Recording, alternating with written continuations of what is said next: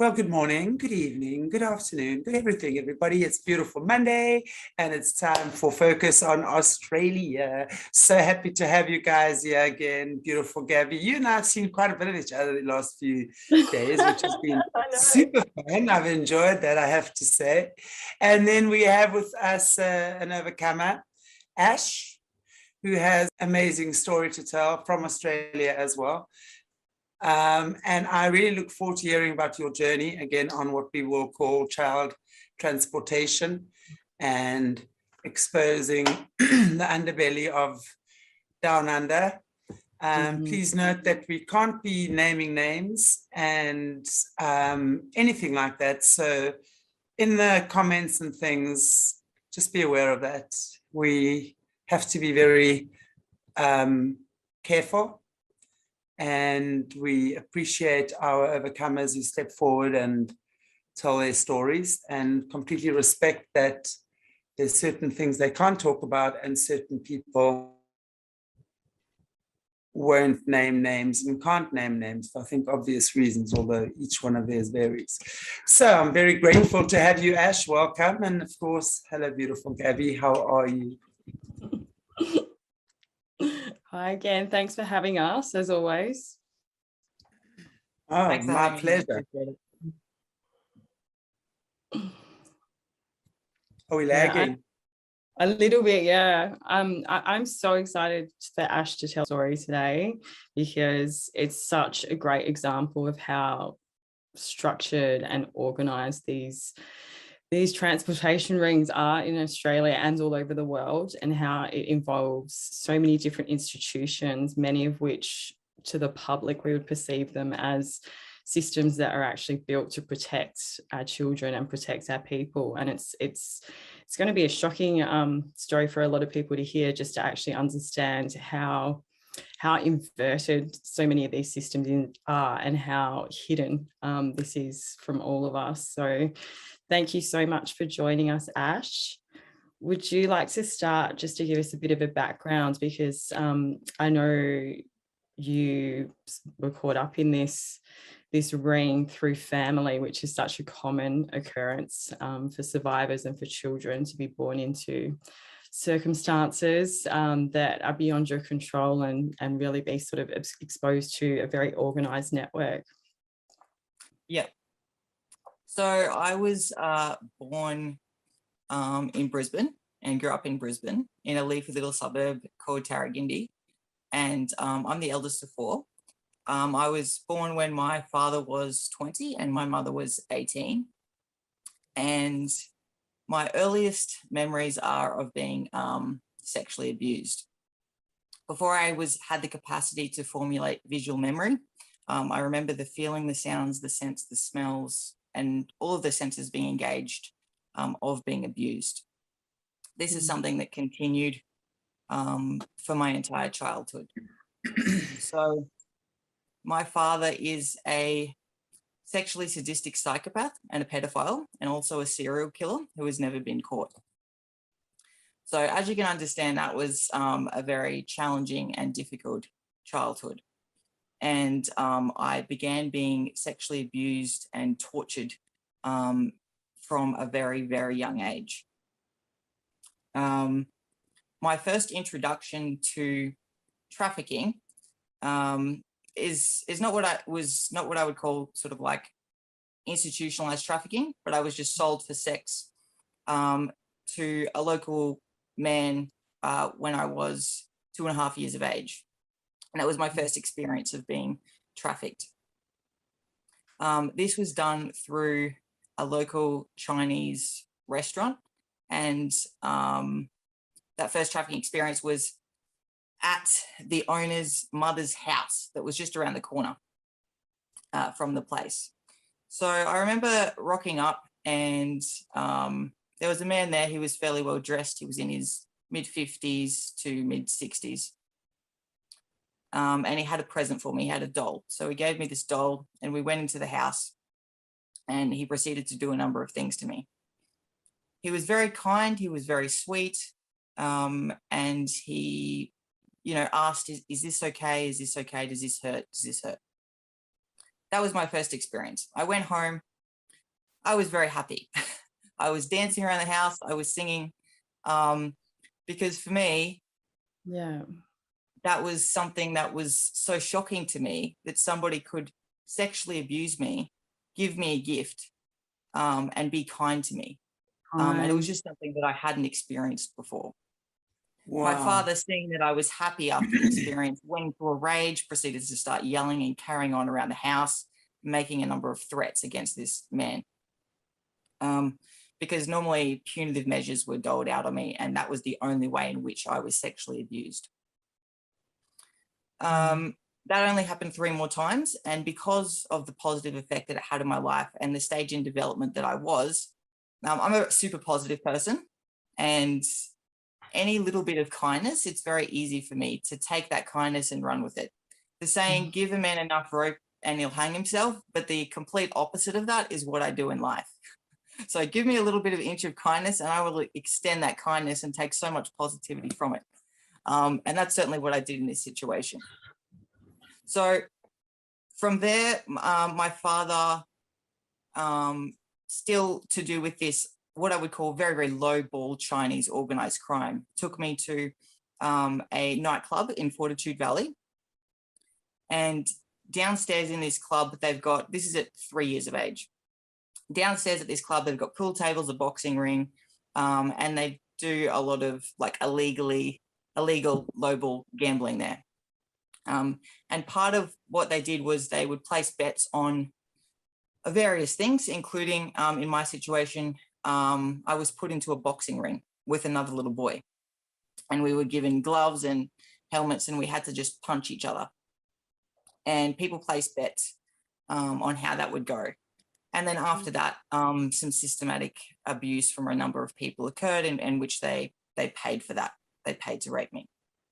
But due to the fact that I was not super wanting to engage in hurting this other child, you know, I kicked and hit the kid, but I wouldn't punch him in the face. I'm very against violence. I have been from a young age. So there's certain things that I refuse to do.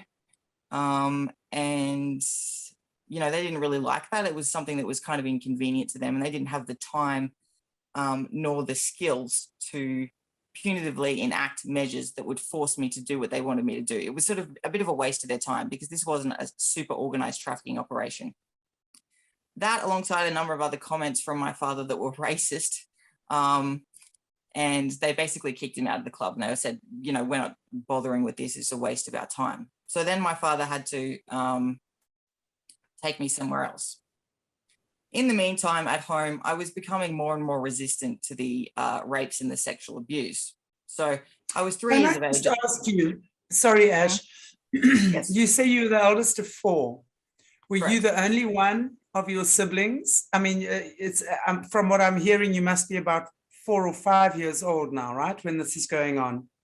No, I was 2.5 in that first experience. I was 3 when I was involved in the Chinese nightclub, and I'm still 3 at the time that we're at this point in the story. So I'm the only sibling that's alive at this point. So, and this is important to the story. So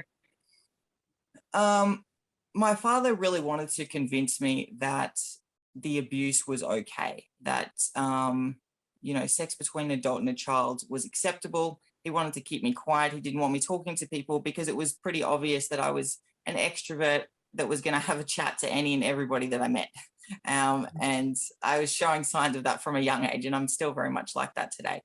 So he needed to clamp down on that and clamp down on my big mouth, which I still have. And so over a period of 3 days, he subjected me to 3 days worth of intermittent torture, sexual abuse, raping, psychological abuse, just trying to force this sort of ideology that it was okay. And at the end of that period of time, I refused to accept that it was okay. Wow. That's not a particularly common kind of probably experience of a young abuse survivor. I think most children will probably just accept, due to the sheer trauma of the situation, that sex between an adult and a child is acceptable in that situation, being only 3 years of age. I, however, I have didn't. So to my father ask was you, in, sorry, I have yeah, to ask you at this point, where yes. is your mum? My mum, I mean, she didn't witness the abuse when I was that young. She was like out of the house when it was happening. Was she party to it? Did she know it was going on? No, not in the beginning. No, not in the beginning. And she lived just around the corner from like her parents' house because she was like a really young mum. So she would go around to her parents' house all the time. She had a job. She had other things to be doing as well. So she didn't know it was going on until I believe later on. So your dad was supposedly taking care of you while your mum was working, and obviously being 18 years or 19 years old, that's a very young mum, and Yes. obviously oblivious to the dangers of these predators. Oh, I don't Of think anybody expects that they're going to marry a sexually sadistic, psychopathic pedophile who's a serial killer, particularly sure. somebody that's fairly intelligent. At the time, my father was studying law, working at a kid's toy store, kind of a suave kind of a guy, you know, rode a motorbike, that kind of thing. So, you know, she didn't have a clue. And she was just happy to be a young mum. So this is a first time experience for her. She didn't really know what to expect. So at the end of this this period of time, these 3 days, I refused to accept that sex between an adult and child was acceptable. My father cracked the shits again. I mean, I was kind of a person that always put my father into an extreme rage, whether intentional or by accident. And he said to me, well, I'm going to have another child because you're not normal and somebody else is going to be more submissive to the abuse. And when my sister was born, I found out that that was very much true. I learnt that I was very different and that I don't know, genetically, I just must have had something within me that was different. But the abuse didn't stop, of course. He's not going to take the opportunity to not stop the abuse. It's just that the punitive measures became more extreme in an effort to bend my will into submission. Moving on. This is still before my sister was born. So when I was 3.5 years of age, I was introduced for the first time into institutionalized government-funded child trafficking. And I was taken from my house to a prominent, fairly well-known Brisbane business. This business was a front for a mid-tier child trafficking operation. So basically the operation is set up like this. They have that fairly large plot of land in an inner city suburb in Brisbane. They're still operating today. And we'll touch more on why they're still operating today a bit later on.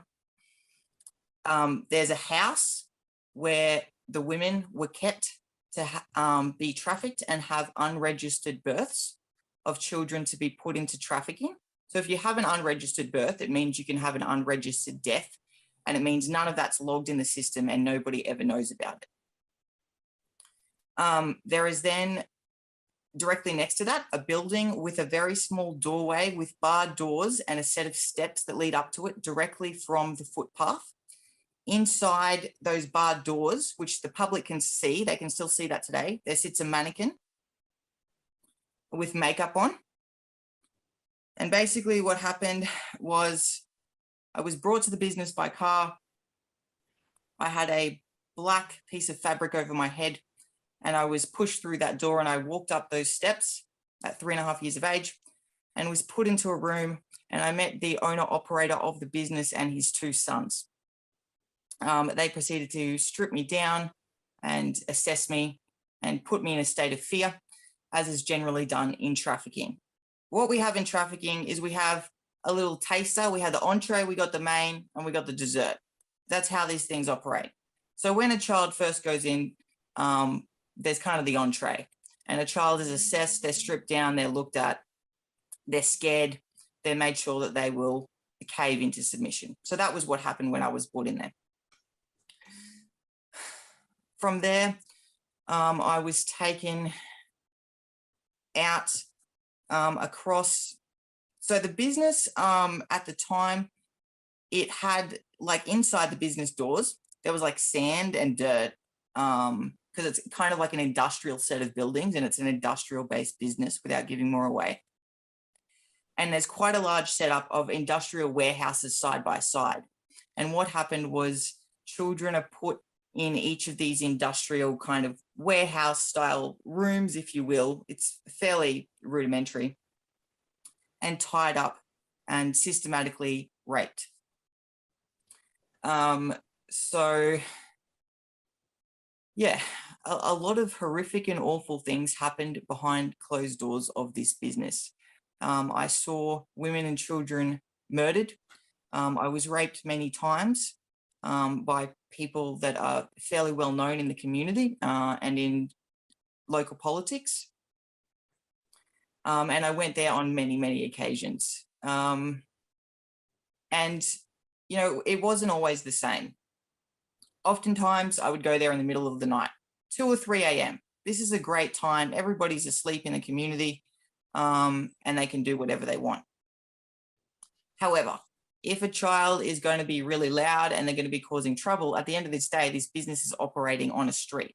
So how do they get rid of the noise associated with that?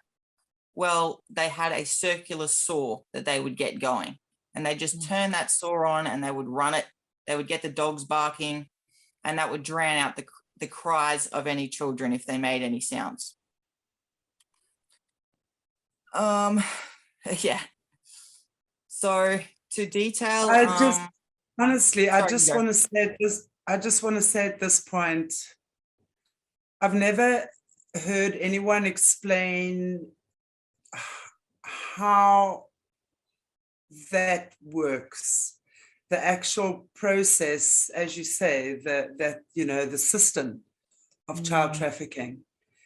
It just brings, I remember not too long ago, I speak to someone who's been in Africa and in the mines, who told me that our children are literally trafficked, auctioned, and kept in the mine shafts. That to me was something so shocking. Yes. And what you're telling me now, and just the detail you're giving us, is very shocking to me, because it's bringing in a deeper reality. You know, when we hear the word child trafficking, or it's just become such a normal word, right? In our vocabulary, in our tribes around here, you know what I'm saying? Yeah. But now when you speak about this and you're actually breaking it down, my God, it's heartbreaking. Yeah. And I just, again, you know, I just want to say, I don't know how people like yourself get out of those situations and come out of it smiling and glowing the way that you are. And it takes a very strong soul to go through that. And I know, you know, what you've been through is not in vain. And honestly, I don't know, I just feel I want to say that to you. It's just very heartbreaking. I really truly appreciate your words, and I thank you from the bottom of my heart. That means a lot. Thank you. Sure, carry on.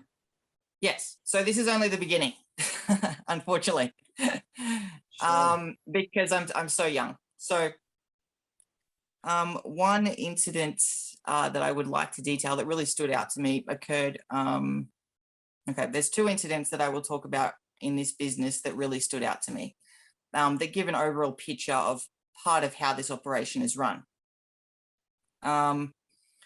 So one such occasion, I was taken to the business. This was on a Saturday, and it was during the afternoon. And I had a day of, you know, just being raped by, you know, person after person after person. It's mostly men. Occasionally there's women involved.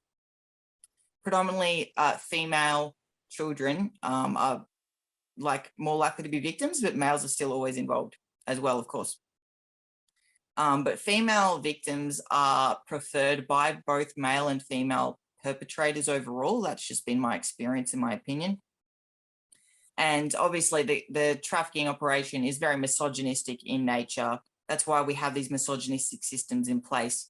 And it all really goes back to these reasons. Anyway, I'm getting a little bit off the point and I apologize.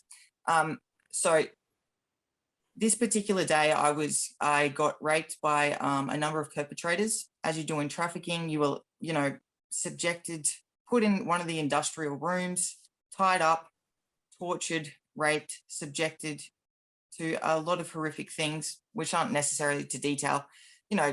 It's whatever a person's personal kink is, and they can do whatever they want, really.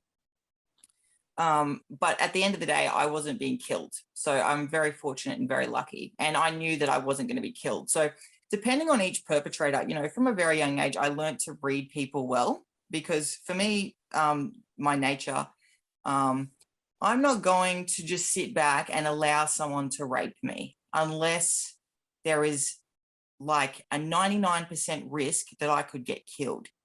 I'm going to be the biggest son of a bitch you've ever encountered. And I've been like this since a young age. So a lot of the time I just had things over my mouth so I couldn't talk because I was very, very annoying. Yeah, depending on the perpetrator, you can alter your behavior so that you can get the best outcome. And so a lot of survivors in these situations will be very submissive. They will say the things that the perpetrator wants them to say. And what this does is it results in them being hurt less. They're subjected to less torture, and less time in general is spent with them per perpetrator. So it just keeps them safe. I'm not like that.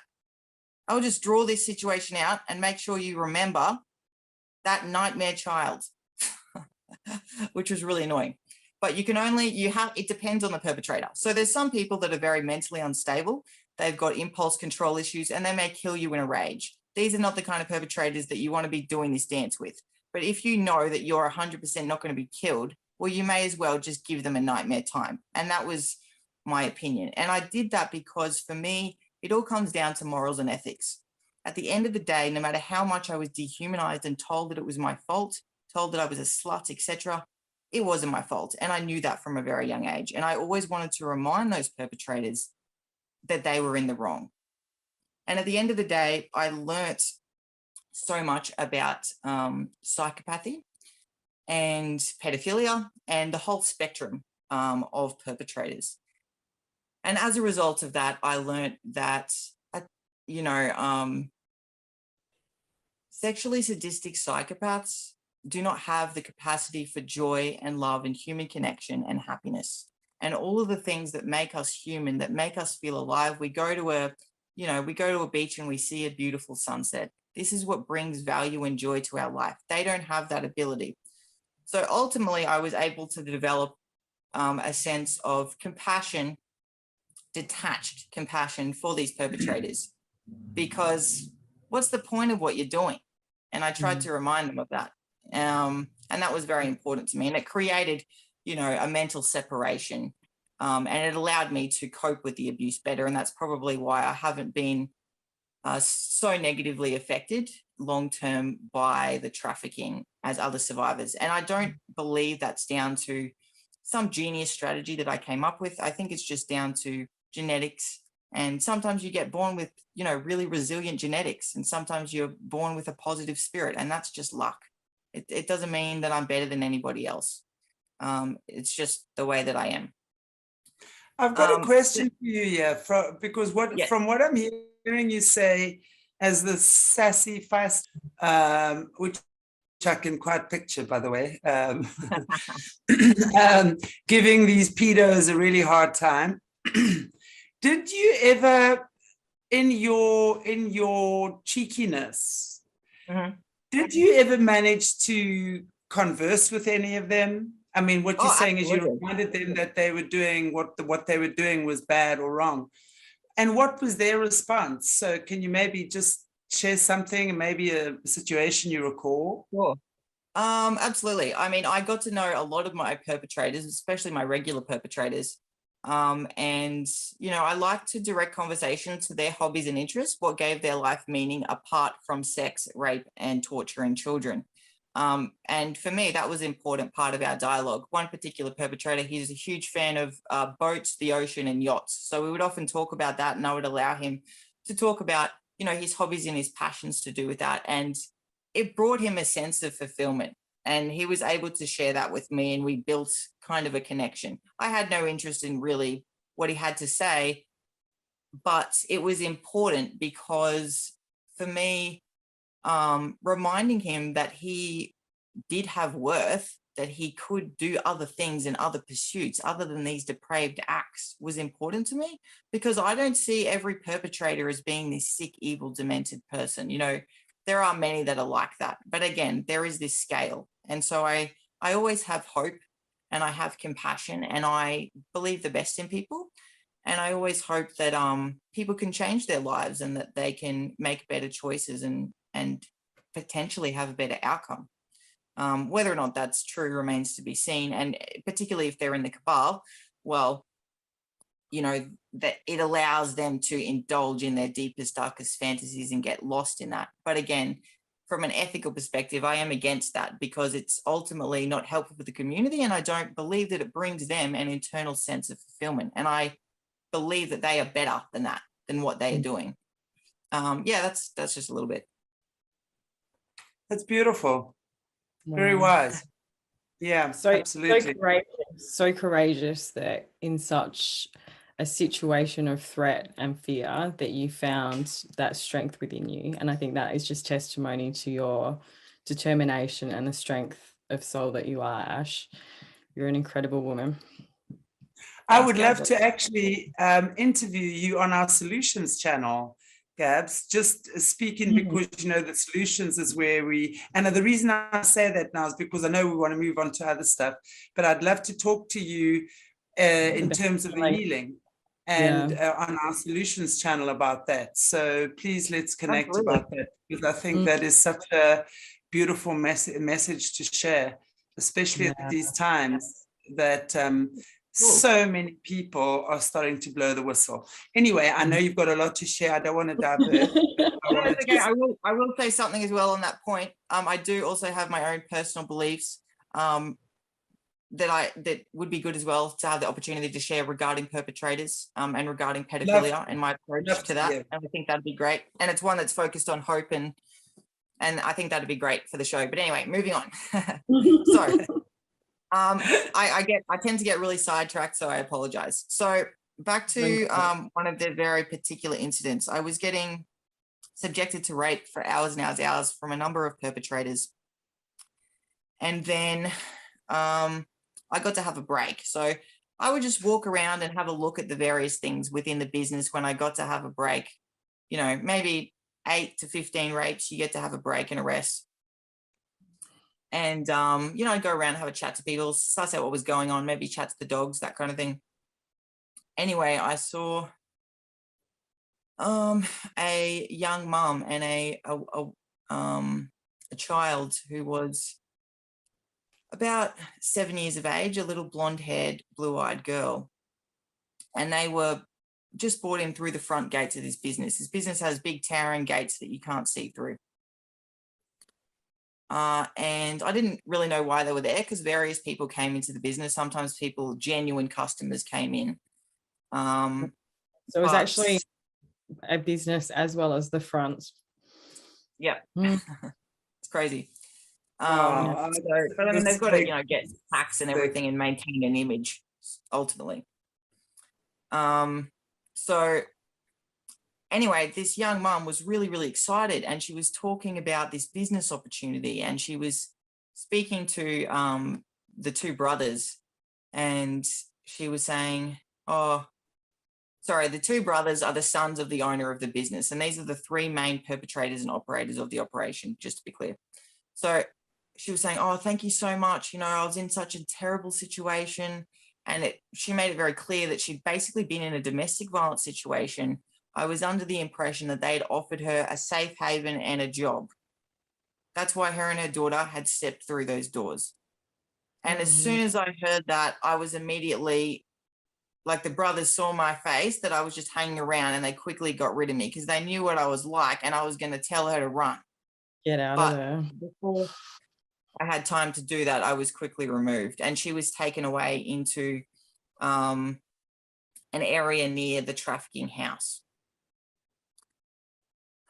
I don't know what she was up to in there, but the child was taken and put in one of the industrial buildings with me, beside me. And basically the two bros, what they would do is, in a general rule of thumb, them personally, they would have a set of tools lined up, and they would torture devices, I guess.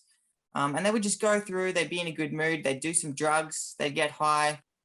And we were, tied up and subjected to all kind of horrific torture acts. Anyway, they would go between us. So they're completely comfortable being naked in front of each other. It's just freaking weird. But anyway, that's just a side note. So they're going from child to child, swapping me and this other little girl. And I started to get really worried, because there was they just had, sometimes when sexually sadistic psychopaths get a certain look in their eye, that they are going to kill somebody. And I started getting really concerned and really distressed. And just out of nowhere, one of the brothers went to his tools, and he turned back around very quickly, too quickly. He wasn't calm anymore. He was in a rage, and he just proceeded to smash this little girl in the face, start slashing her in the face. And she, in turn, started to exhibit extreme pain, more than she had been showing before. And the gag that was in her mouth was taken out and was ripped out, and she started to cry. And then that was when he just got a knife and just slashed her throat. And I'll never forget the sound of her cry being cut short. And that was it. She'd been killed. And yeah, she just dropped. And that really, really affected me for a long time. It affects me for the rest of my life. Every child that I saw killed, it takes a piece of your soul, and it's just a part of you that you can never get back. It's just heartbreaking. Just to know that evil is to hurt a child as well, that's just so deeply shocking to witness that as a child yourself, to actually see that evil exists in the world. Oh. Yeah, it was pretty bloody awful. And then the mother was brought out, and she didn't know any of this had been going on, I don't think. And she saw from a distance, but they held her back, her child dead on the ground. And she just started screaming. It's just like when a mother sees their child has been killed and they can't even go to them and just hold them in that moment, it's just sick. And then she was just shot in the head, done. And then the floor was cleaned. They have the huge cleanup chemicals. They spray the floors. They're all concrete floors. And both bodies were loaded onto the back. This was around late afternoon. And by dusk evening, those two bodies were just taken out on the back of a ute, on the back of a ute. And I just never saw them again. So that's just one incident, but it shows that there's a number of ways in which people can be involved in trafficking. So people can be involved in trafficking the way that I was, and that was just through a parent. They can also be brought into trafficking in that situation. They're just manipulated and tricked. And there was no need to state that reason to bring her into trafficking in that way. And I believe they intentionally did that to make the death more shocking for her and more traumatic for her, by saying that they were going to provide a safe haven for her and her daughter. And that's just, I know that's not probably a massive issue, but just for me, it just really speaks to the level of, at every level, they're trying. It's the ultimate betrayal. It's the ultimate betrayal. More punitive measures than the ultimate betrayal, on purpose, specifically and intentionally. And then, of course, the vast majority of kids are brought into trafficking through the Department of Child Safety. And I didn't actually know that at this point, but I learned that much later. So I spent a lot of time in trafficking. I spent over a decade in trafficking. And for this reason, I learned so much because I talk to everybody as well. You know, every event that I go to, every party that I go to, I chat to the kids, I chat to the perpetrators, I chat to everybody, and I learned a lot. Another incident that stood out to me at this operation occurred when I was 4. And this was actually like, this one was pretty bad as well. I was brought in the typical way in the middle of the night. But I was put, when I went up those initial steps, there was already 3 other kids in there. And the brothers, they were kind of had part of their kink. They were into like forcing kids to like eat insects, be covered in like animals, that kind of thing. I don't know why they're into it anyway. It's just stupid. I always told them it was idiotic, but anyway, they continued it. So they just basically put a whole bunch of cockroaches on us. And we're screaming, freaking out. And, you know, again, this is the entree. They're getting us prepared. They're getting us. They're in control. Yeah. Exactly. Trying to get us into submission. We were then moved into a room. This is horrific. Wow. Yeah, it's pretty. Yeah. Sorry. It's got to be said. No, I so appreciate that you do. Please don't take my squirming as a sign to stop. Not at all. I'm just saying I apologize that like it is so upsetting and it is so disgusting. Yeah, it's definitely, I mean, this is knowledge that it's the graphic detail of the stuff that we know is going on, but we don't know what happens. I mean, the horrors, we actually know, it's, you know, the way I'm seeing it, it's like coming from an individual speaking specifically around that, and you speak very succinctly, so you've got a great understanding, which is great because you narrate your story very well. Cool, thank you. So we were taken to an area that they called the pen, and the pen is where they put the dogs when they wanted the dogs to be in the industrial like warehouse / workshop, because there's like a workshop going on there.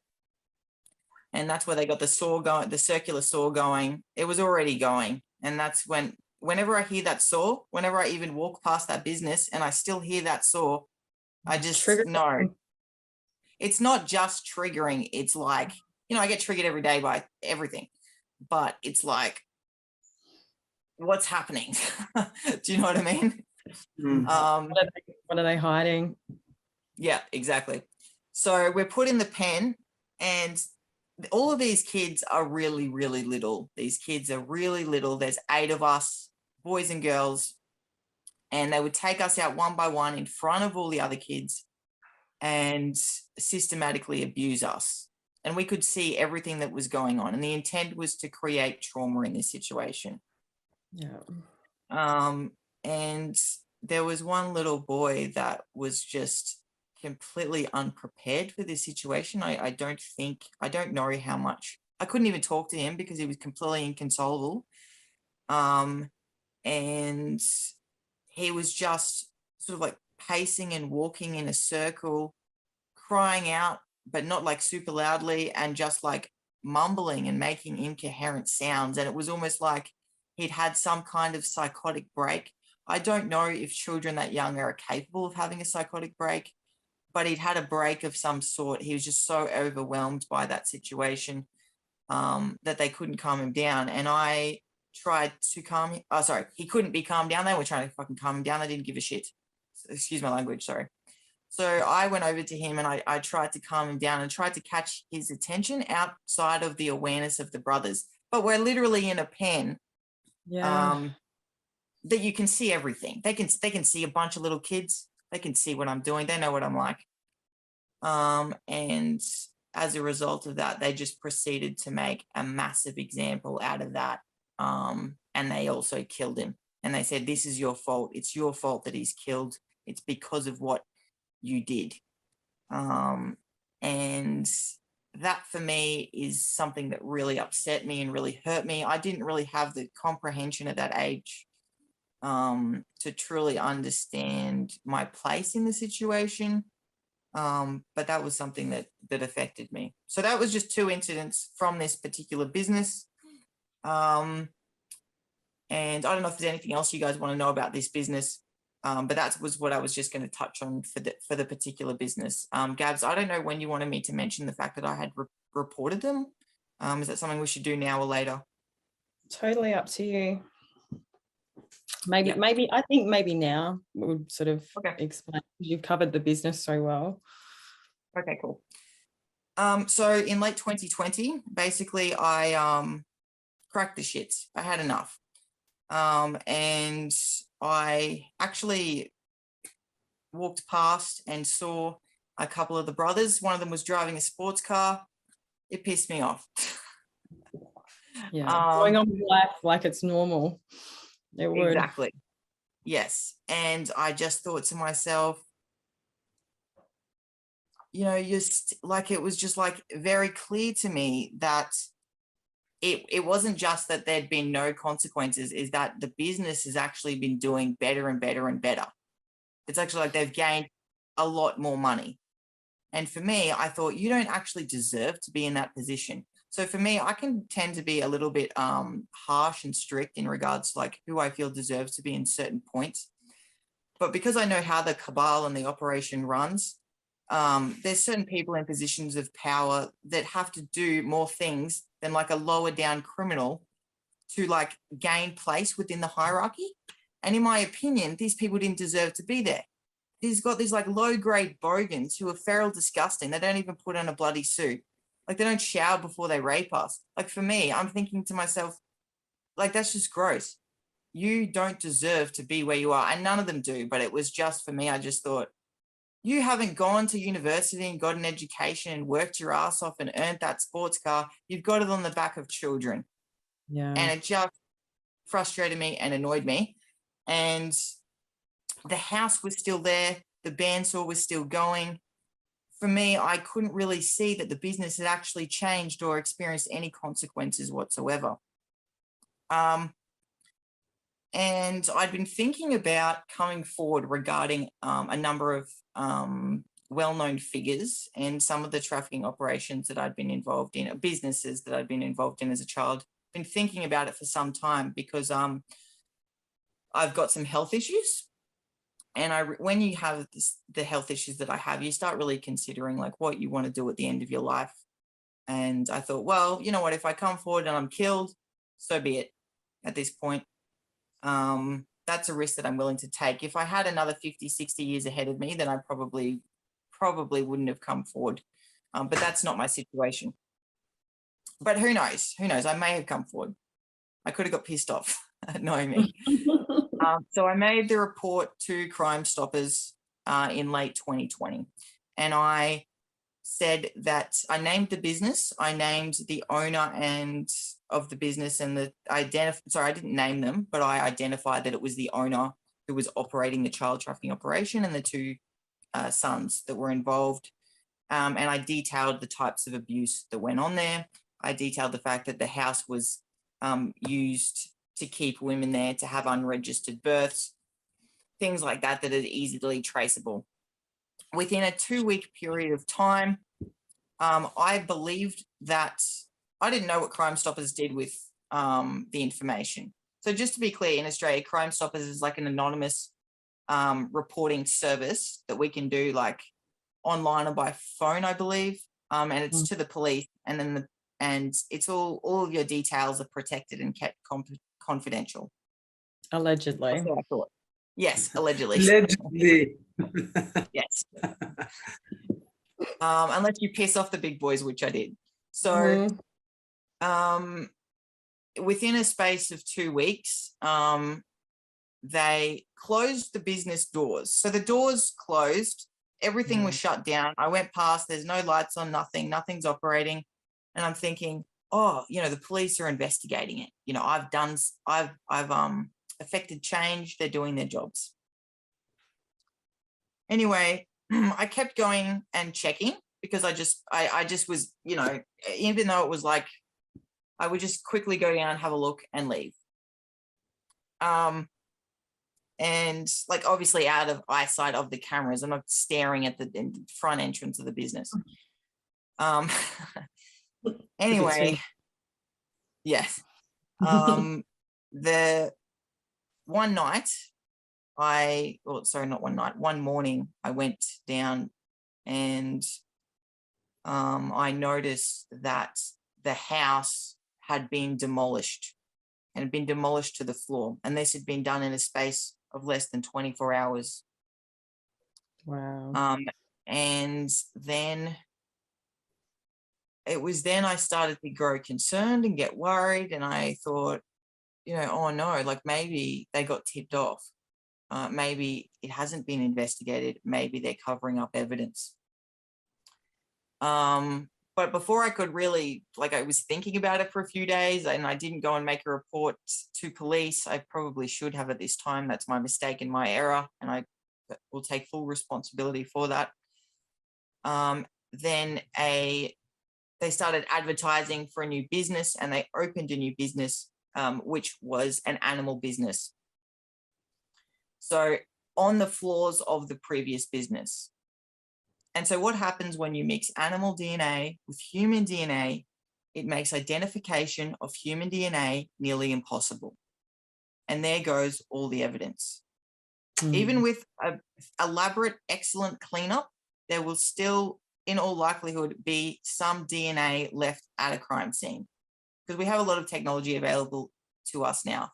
But if it is mixed and all construed, you don't know what the hell's going on. They can't make specific identifications and identify individual strains with any kind of accuracy.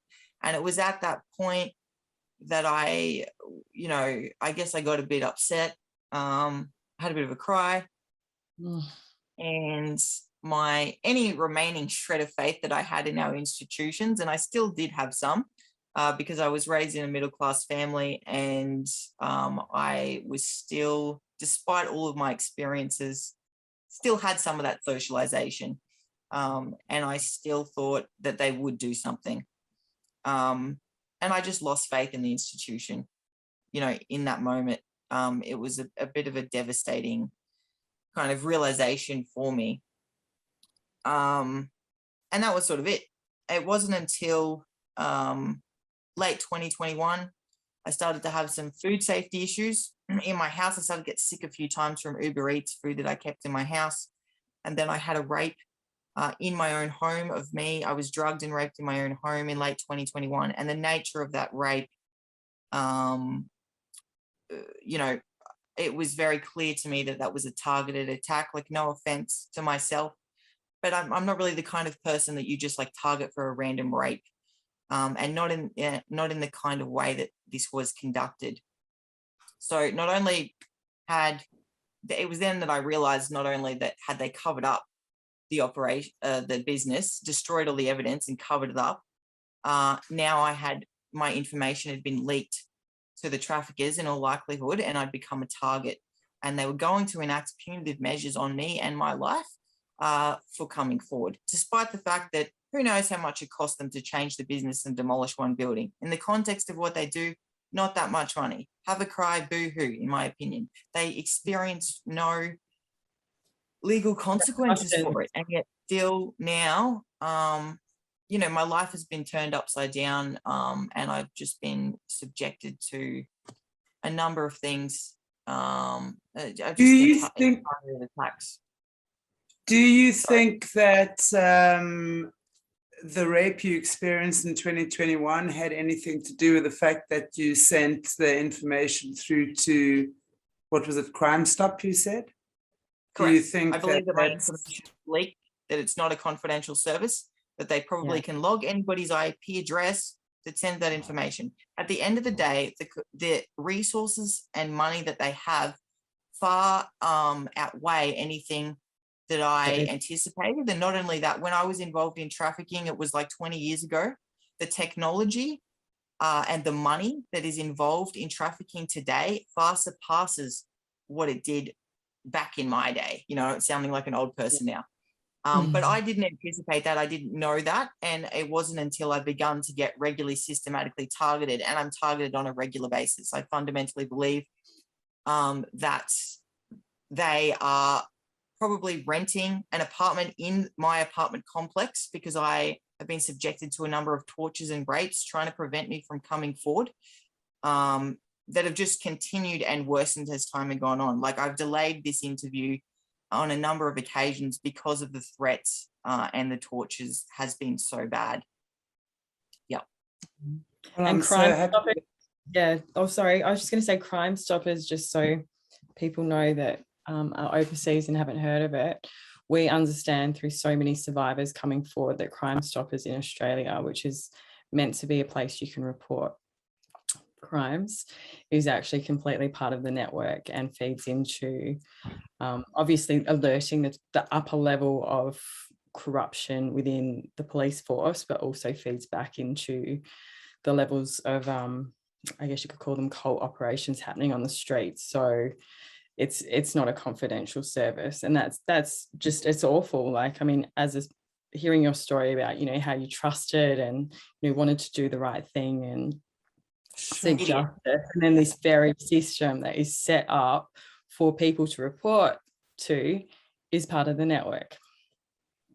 Well, I think it's one. And I didn't know that, and I think I apologize. Sorry. No, please go ahead. Go ahead. Thank you. I didn't know that at the time, but then when I looked into like reporting trafficking, like even more serious operations, trafficking operations, like it's literally like anonymous reporting services or services that are all online. It's like very similar ways of reporting. I'm not going to ever report a trafficking operation through any kind of system like that ever again. And I'm certainly not going to go to the Australian Federal Police trafficking tip line and put that there. I mean, where's it going? Yeah. This is just proving to me more and more how we have to, as individuals, and, you know, we were talking with Bruce Shillingsworth yesterday and Rasul Sneyman about being sovereign, you know, and really as individuals standing up, supporting each other and not relying on this corrupt system anymore. But Ash, I have a few questions, if you don't mind, just going back. And again, this is my curious nature, because I can't help but wonder, and I asked you this earlier on, where was your mum? And then after, obviously, you still had siblings after you, and you said at the time she wasn't aware. So part of the questioning I have, and I'm not sure if you can get all to it, but I'll say it anyway, was the satanic ritual abuse involved? When you were in this child trafficking ring as well, were you staying at home? Were you being trafficked all the time? Were you in a different location? Where was your mum? Where were the adults in your life? Yes. So at this point in the story, we're only at, you know, I was only involved in this organization until I was 6. This is all before the age of 6. So at this point, I'm living with my family and my dad's just taking me there. That's it. You know, I might go for a couple of days at a time maximum, but that's it. I would just go for a day, a night. A lot of the abuse happened at night. And if it wasn't happening at the operation, it was happening at home. I rarely slept. I've had insomnia my entire life.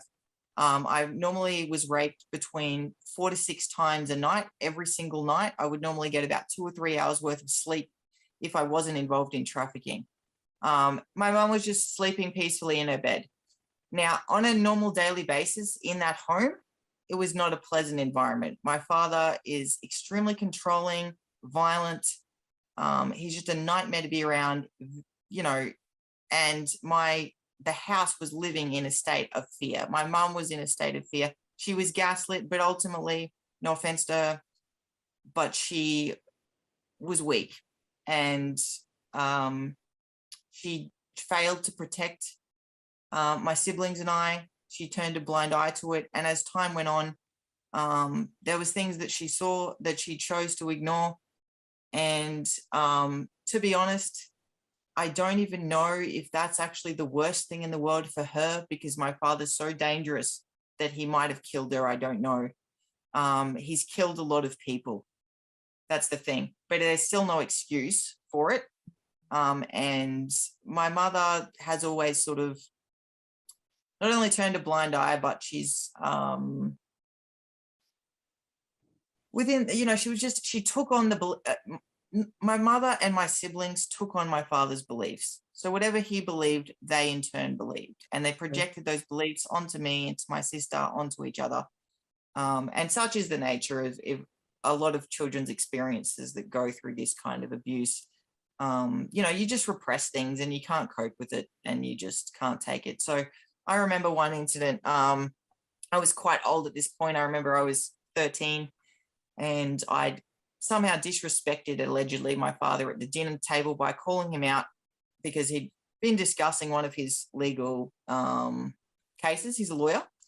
So he initially, after he got his law degree, he worked in the corporate sector. He worked at PricewaterhouseCoopers, but he took me to PricewaterhouseCoopers offices one night and was caught by a cleaner raping me there.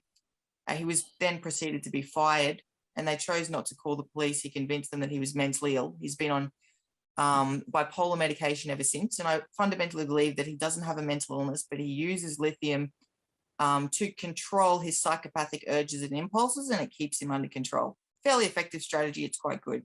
So he had a number of years where he worked in a number of other sectors, shitty, crap, lowball jobs before getting back into government sector.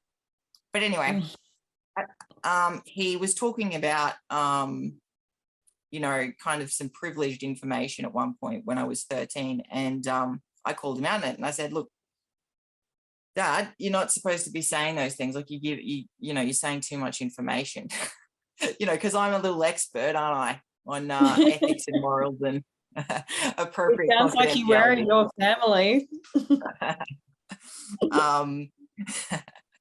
But yes, he got up and chased me around the table, chased me down the hall. This is fairly regular, but this was a particularly bad incident. And lifted me up against the wall and was strangling me and raping me and said, say sorry, just screaming at me to say sorry. And I refused to say sorry, of course. And as I was starting to black out and seeing stars, I thought, he might accidentally kill me. Better say sorry. So I alerted to him that I would say sorry. So he let go of my throat and he waited for me to say sorry. And I said, I'm not sorry and I never will be.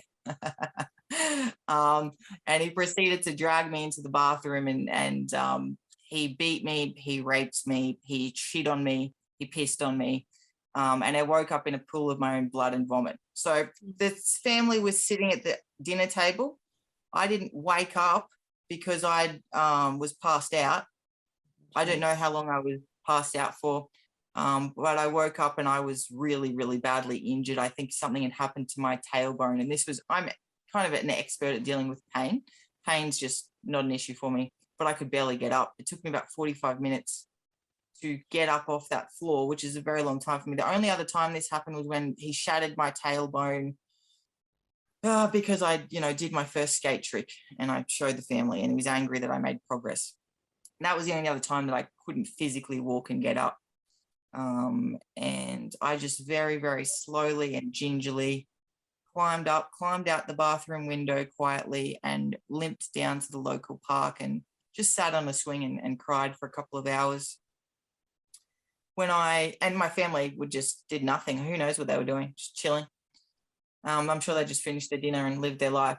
But children, they just dissociate and that's just how they cope with abuse. And if you see your sibling going through that level of abuse, you kind of just want to stay out of it, particularly when, for me, I was the eldest and I always felt that it was my responsibility to protect my siblings and always take the blame for everything because I could take it. I always knew I was different. And as a result of that, I tried to protect them. And I hope that I protected them in some small way, even though I will never ever get any credit for it. And I'm constantly blamed for things. It doesn't really matter because at the end of the day,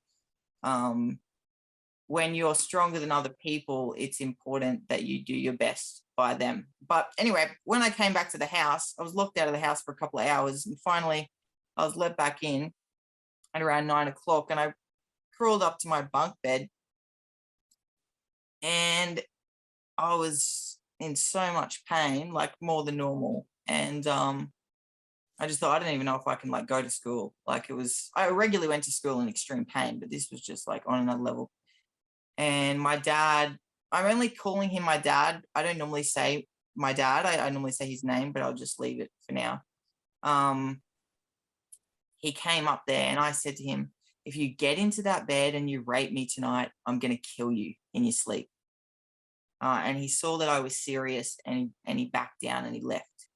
And, you know, I often think about that moment, and I often think to myself, I really kind of wish that he had raped me, because it probably would have saved a lot of trouble that is insured in my life in the future.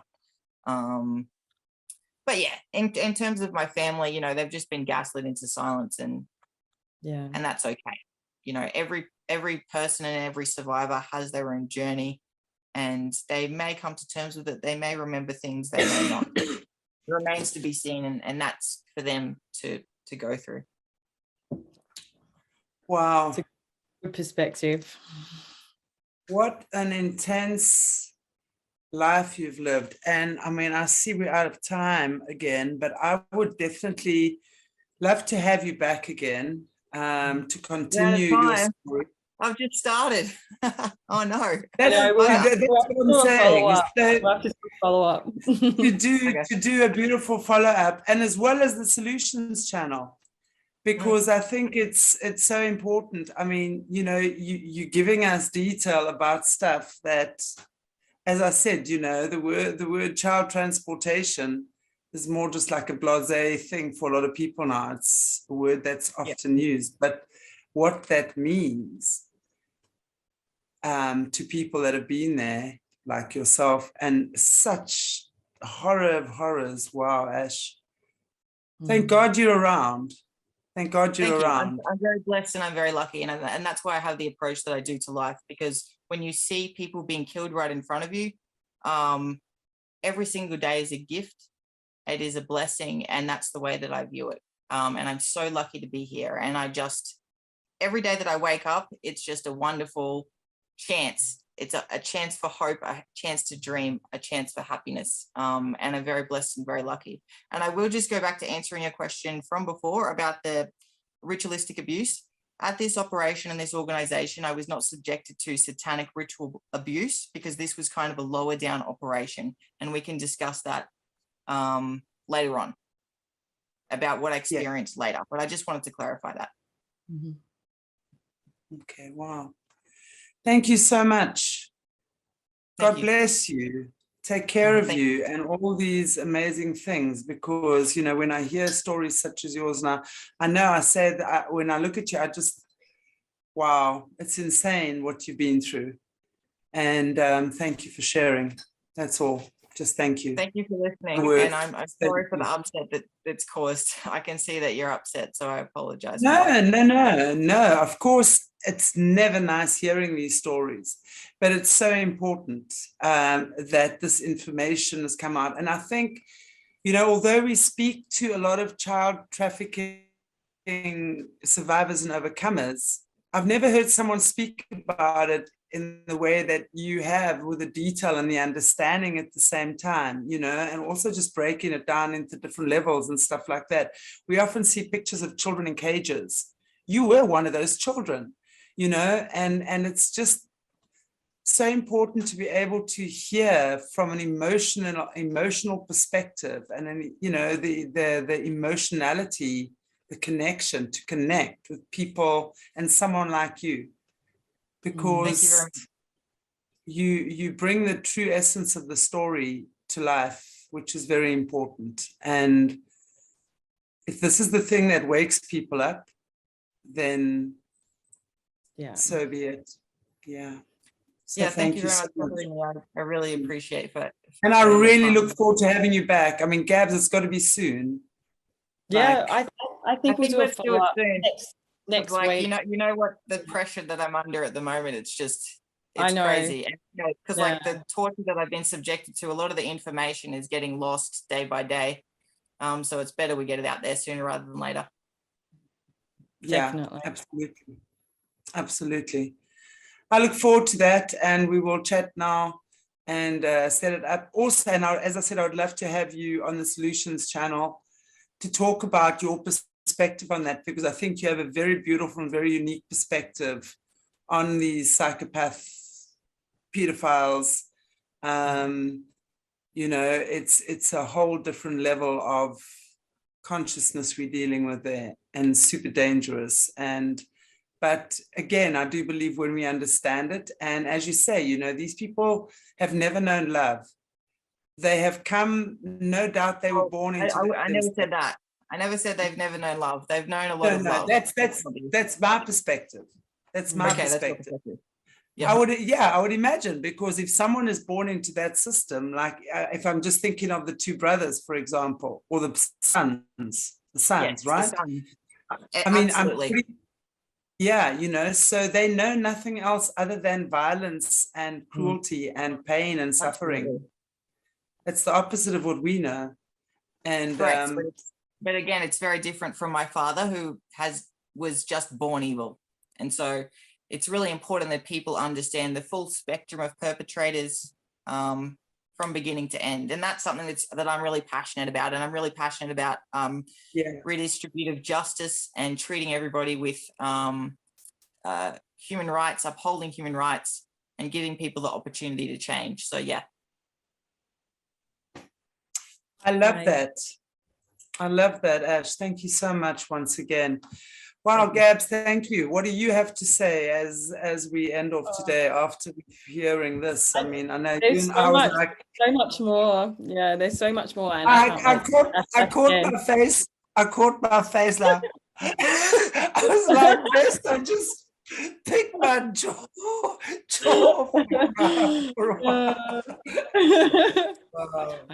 But yeah, I just want to say thank you so much, Ash, for your courage and your bravery, sharing your story. Like it's so inspiring when survivors are coming forward and, you know, sharing these really, you know, intimate and vulnerable truths. And we're doing it to change the world. We're doing it so that children don't have to live this life anymore. And as you can hear from Ash, what Ash is telling us, it's still happening today. You know, and no one is coming to fix this. It's up to us to start fixing the world around us. So yeah, I think you're just absolutely incredible, Ash, and I can't wait for everyone to hear the rest of your story as well. So thank you. Thank you very much, Gabs. I appreciate it. Okay, guys and girls, thank you so much for tuning again to Focus on Australia. Wow, way down under. What can I say? Thank you so much, Ash. That is like really crazy. And I appreciate your bravery and courage stepping forward, and really, really look forward to having you back on our show to share the rest of your story again. Really, really appreciate that. So guys and girls, if you haven't already, please give us a like, a share, and a subscribe. As you know, our channel was struck. We're building up again. We're still hectically shadow banned. So please just get the message out there, share, share, share. This is really the stuff that people need to hear about. It's shocking, but we've been complying for long enough with this. And, you know, if 1,000 people had to surround this business and demand, for example, that we go in and see what's going on type thing, you know, it would be shedding light on that. And it's not the cops doing that. I'm just using that as an example. It would be individual people saying, we've had enough of you nasties in our community, out with you, you know, and shed light on that and get systems that are not corrupt in place. That's what we've got to work towards now. Ultimately, we all have to do that. All of us have to do that, is we have to stand up, protect our children. This is horrific. The betrayal of what I was hearing here today as well. It's crazy. Anyway, God bless you all. Take good care of yourselves, and we'll catch you very soon.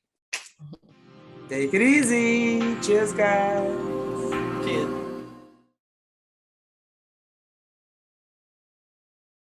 Well, good morning, everybody. Happy Monday. Welcome to Aquarius Rising Africa. Beautiful sunny day here, actually. Just for a change, but Let's hope it stays that way. It's been chilly. Anyway, back with our beautiful focus on Australia and chapter 2 with our guest we had last year, Ash. Sorry, not last year, last week. So last week was part 1. If you guys haven't managed to catch the first part of this interview, I implore you to do so. Quite graphic, but very amazing information Ash imparts with us. So always heavy to hear these things, make no mistake. So as I said, graphic warning, no doubt. If you're sensitive, I might suggest that you probably take a bit of a breath and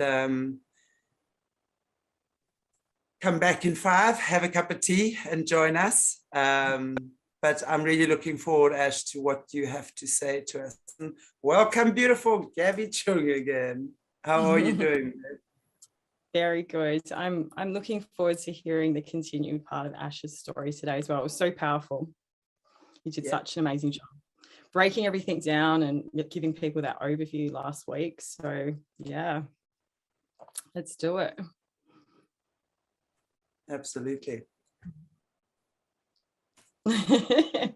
Where should we start?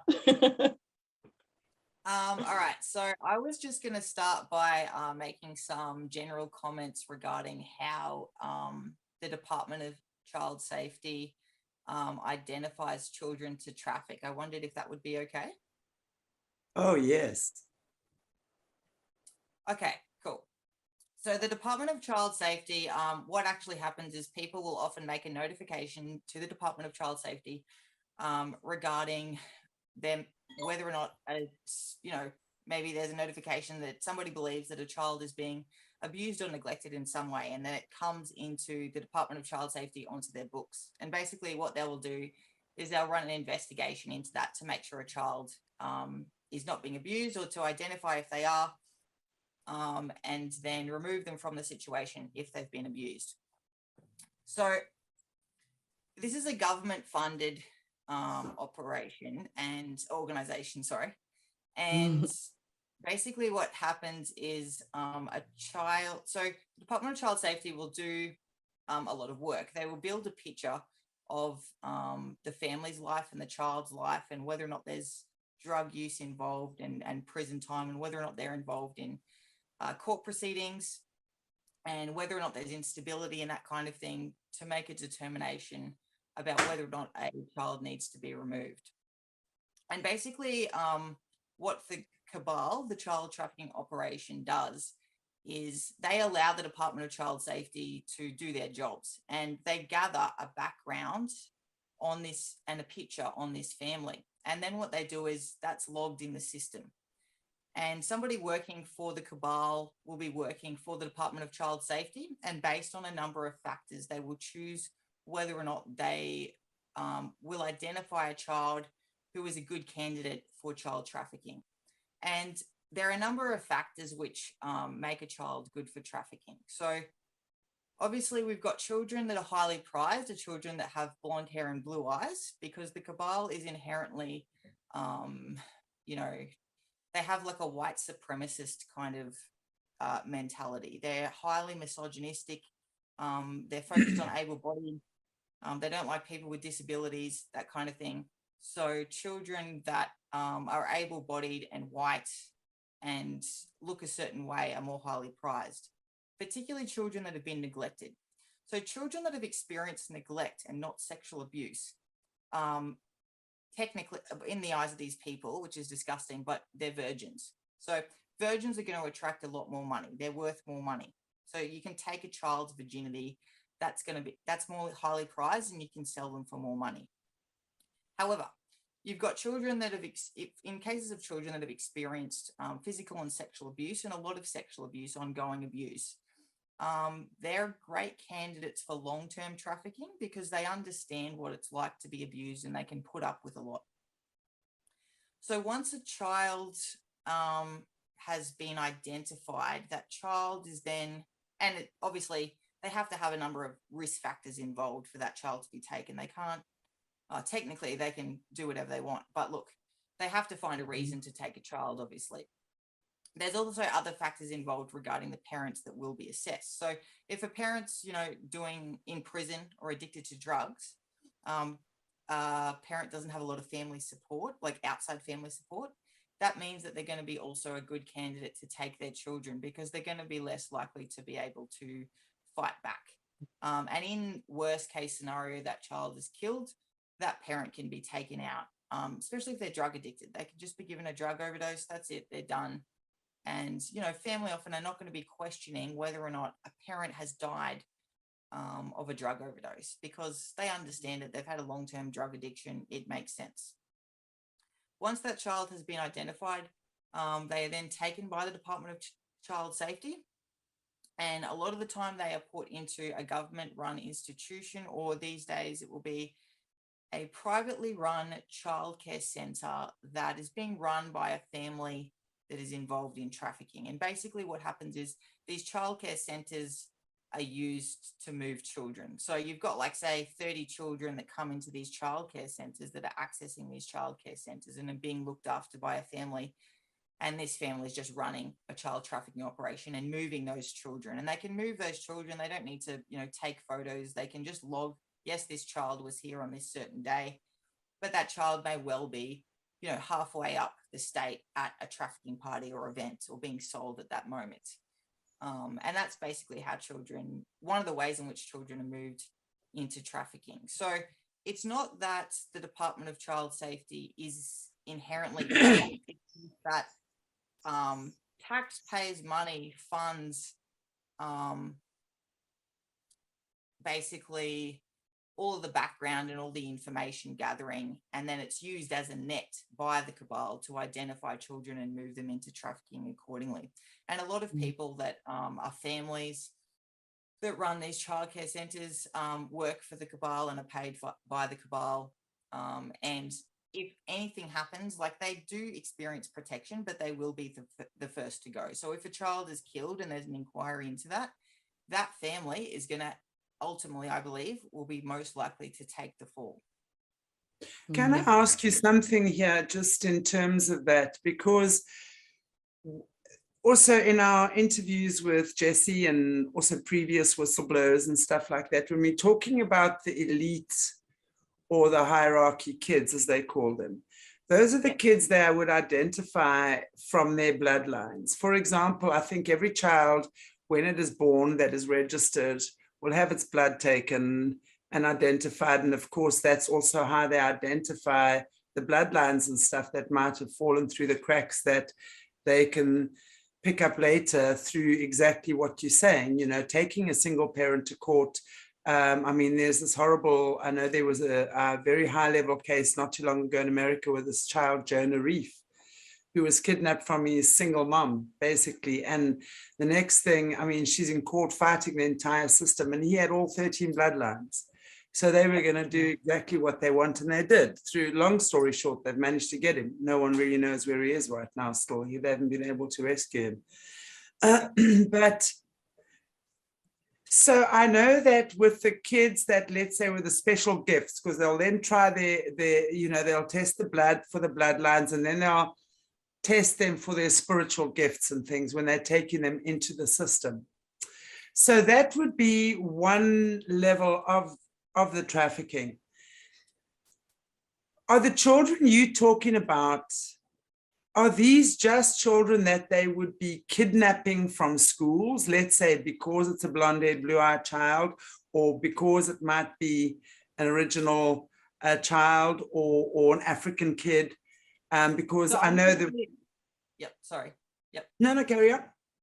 No. I'm just generally talking about people that, by, I guess, bad luck, identified and notified of Department of Child Safety.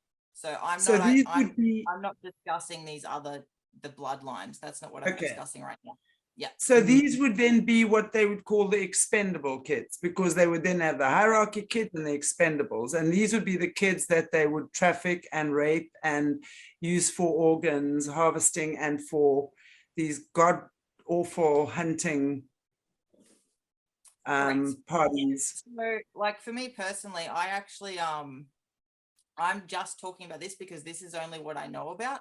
And these Okay. are the kids that I saw killed in trafficking at these elite parties.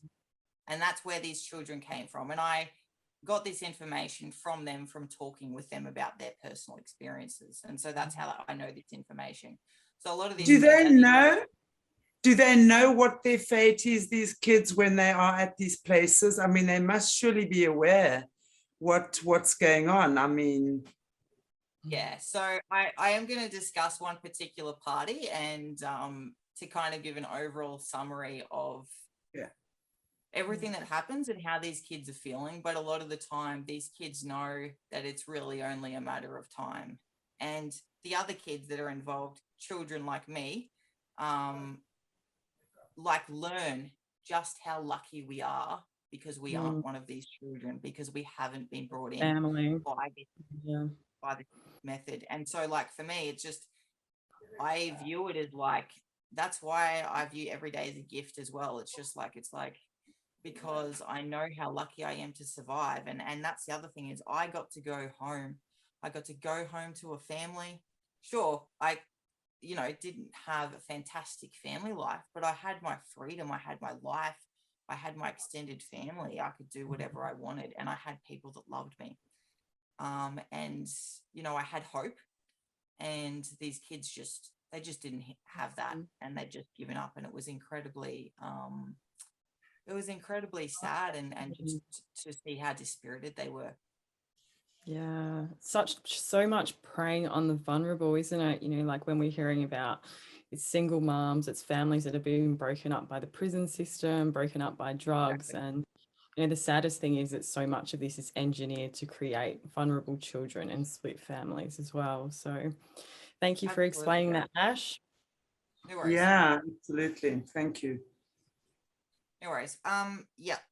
And what else was I going to say? Oh, the other thing was state land. So state land is often used to bury bodies, scatter bones, that kind of thing.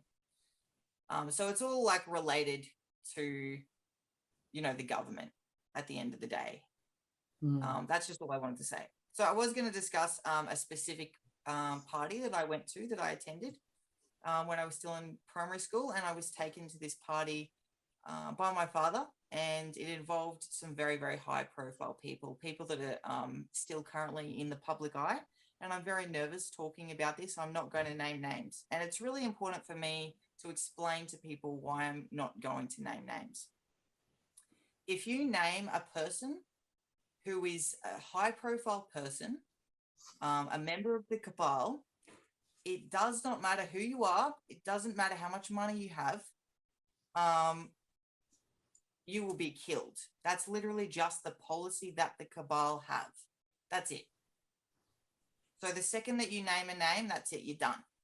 So if you talk to a lot of other survivors, they've named people that have since passed away, and there's a specific reason for that, and that's so that they're not dead. So I understand that people will be frustrated. People will think, I want you to name the names. I want you to come out with who these people are. But it's not just me that this information it affects. It affects every single person that I've ever really had a conversation with and loved. The scope and reach of the operation is such that if they decide to enact punitive measures against you, you're in serious trouble. And they've also amassed a lot of evidence against me. And there's some pretty serious and damaging things and information that they've got against me. I think it's absolutely fine for you not to name names. I think, the where we're at right now with so much exposure, I think the fact that you're just talking about it is the first step. And when the time is right, the names will be revealed.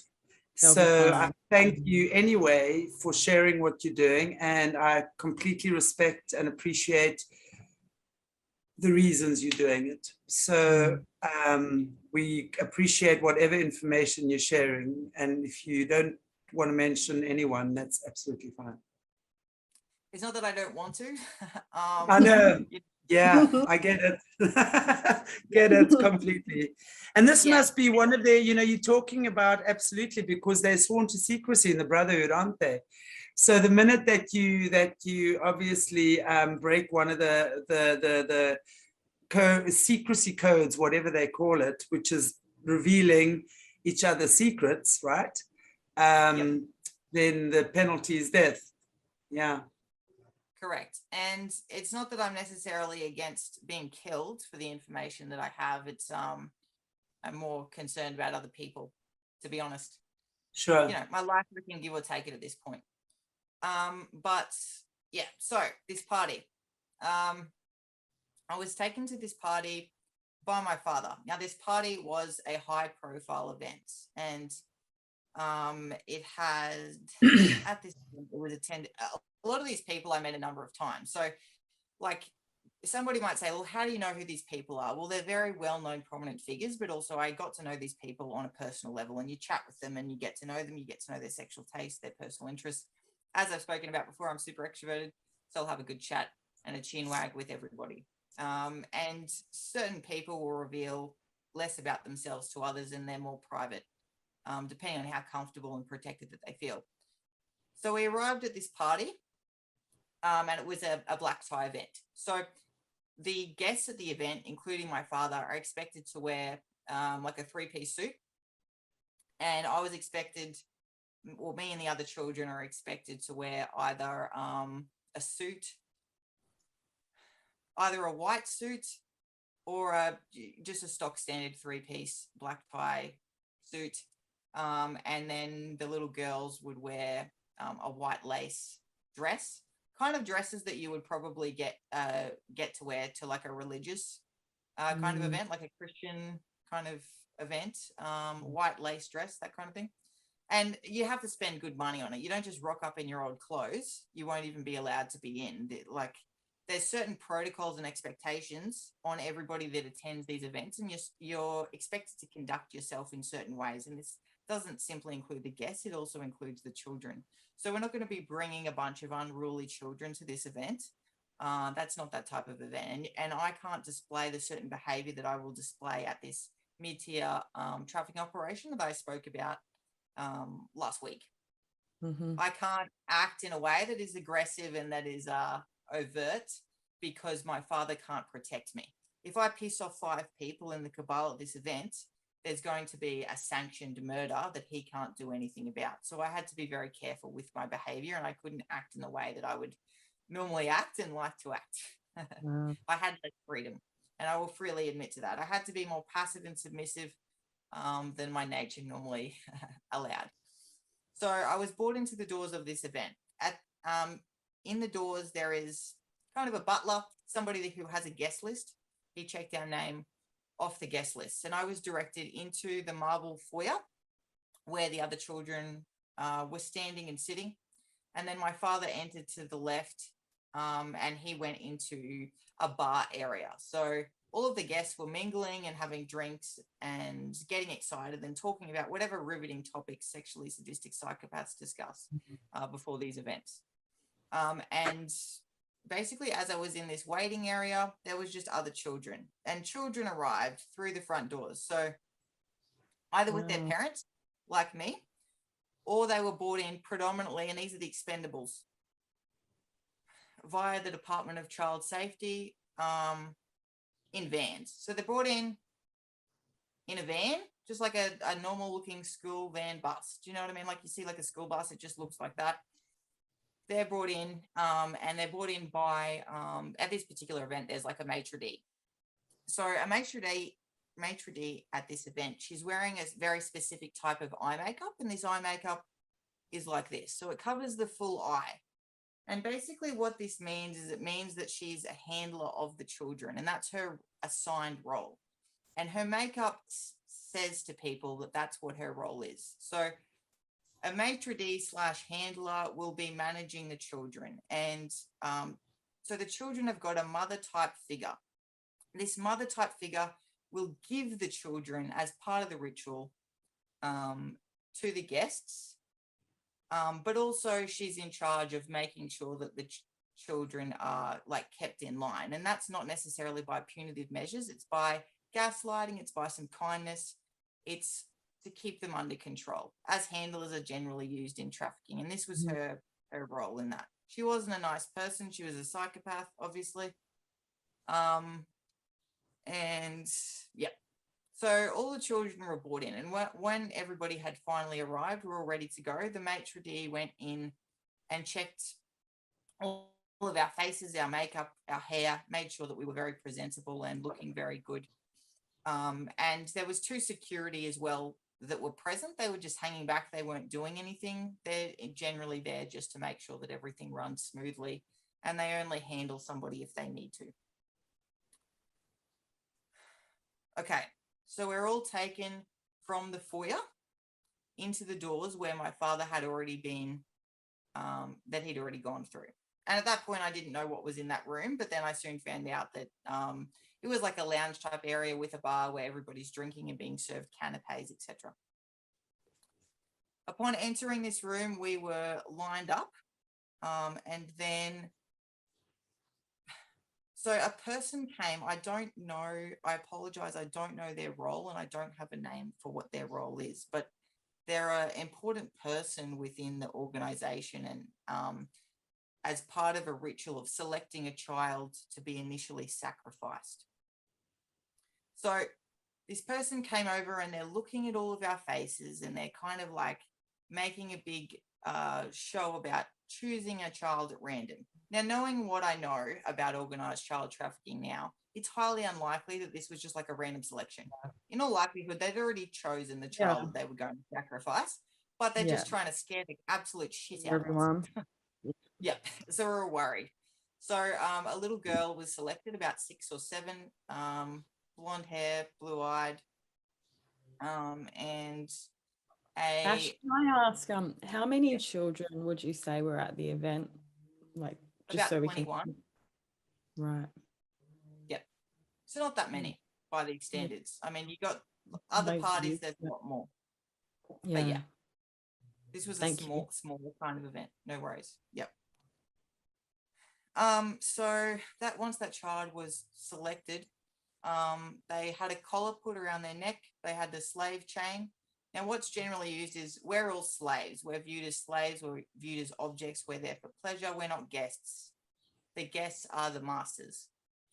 In their minds. In my minds, they're just psychopath pieces of shit, whatever. Who cares? In reality, the beautiful light of being human beings, us children are really just sacred beings, just like any other human being, and they're really the nothingness. But for the purpose of the event, that was our role. In their little world. Exactly. In their deluded minds.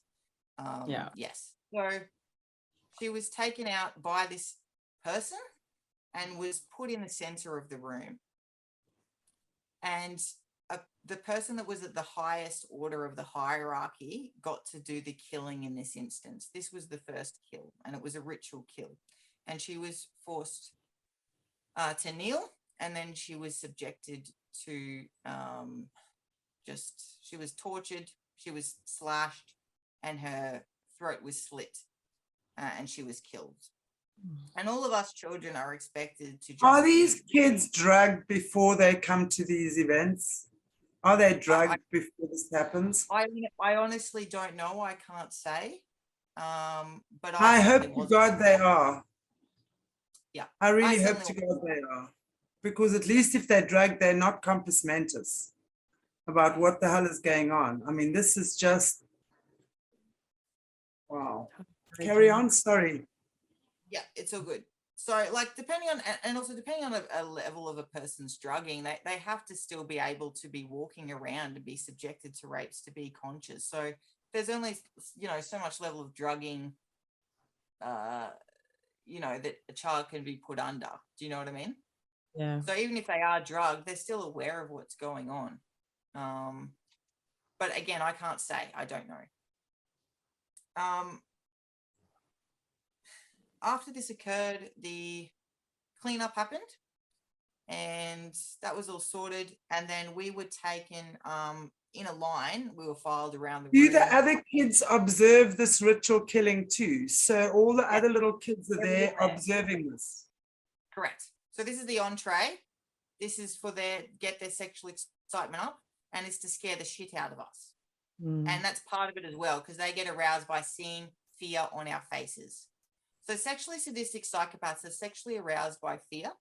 They're sexually aroused by rape and murder, and ultimately death in the case of serial killers. So in the case of a child serial killer, a sexually sadistic child serial killer, it is when they feel most alive is when they are at the point of orgasm taking a life. That's when they feel closest to being alive. And so that's why they do these things. That's why they engage in murder, because otherwise, why would they do it? They have to have a reason to do it. But all this kind of rituals are like to make them feel good, to give them a sense of like otherworldliness, that they're special, that they're spiritual, that they're of a higher order, that they're above everybody else, and also to keep them in line. The organized nature of child trafficking and these rituals is done in a way because psychopaths, as a general rule of thumb, they don't subscribe to certain rules and roles. And it's actually kind of healthy and productive for them to be involved in this kind of organization and forced to do that. That's why psychopaths often do really, really well in prison, because subjected to order and these kinds of rules and regulations, they're able to subscribe to them well, because in daily life, they don't do that. Anyway, moving on. We've all witnessed this, and then we're slowly led around just in a line, like single file around the room, and we are, you know, I guess, perused and looked at by the guests. We're then taken around one by one slowly. And depending on the person might say, you know, like, stop, can you like do a little twirl? Can I see a body part, something like that?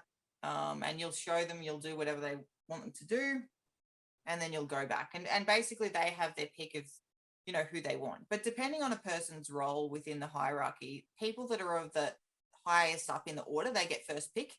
But there's always plenty of children to go around. There's always enough children for everybody. And I'll talk a little bit about later some people that crack the shits because there wasn't enough children of a certain, you know, age and had characteristics that they liked. But yes. So I was subjected to, obviously I was selected by a number of people, and then I was subjected to a number of rapes. A lot of these rapes were committed by high profile people that you know, are very, very well known, that everybody knows. And, you know, they've all got their own kinks. Some are different to others, but none of them are nice. At this party, there was only one singular non-sexually sadistic pedophile that I met. Wow. And I would like to talk about him particularly a little bit, and I'm not going to name him. What was he doing there? I mean, I'm interested to know why a non-sadist would be hanging out with all the sadists, just as a matter of curiosity. Exactly. I genuinely don't know. He seemed very weak-willed. He was sort of caught up in trafficking. He's there by choice. But, you know, he did make a comment to me because later on at the party, so just to go back quickly, I was subjected to 8 rapes. And then it was time for rest. So I was put back out in the foyer. This was over a number of hours, obviously. I don't need to go into all of them. Everybody's got their own kinks. It's just the usual. It's just a very unpleasant experience. But when I went back into the foyer, this particular high-profile person came out into the foyer. Now, the foyer was an area where we rest and we wait. And it gave me an opportunity to talk to a number of children and just like have a chat. You know, I'm extroverted. I'm always chatting with everybody. I'm bored at these events half the time, you know, because I go through this stuff like every day on a daily basis, like who cares, whatever. And half the time what I went through at home was worse than what I went through at the events. What really affected me was seeing other children raped, was seeing other children killed. That's what hurts me. That's what upsets me.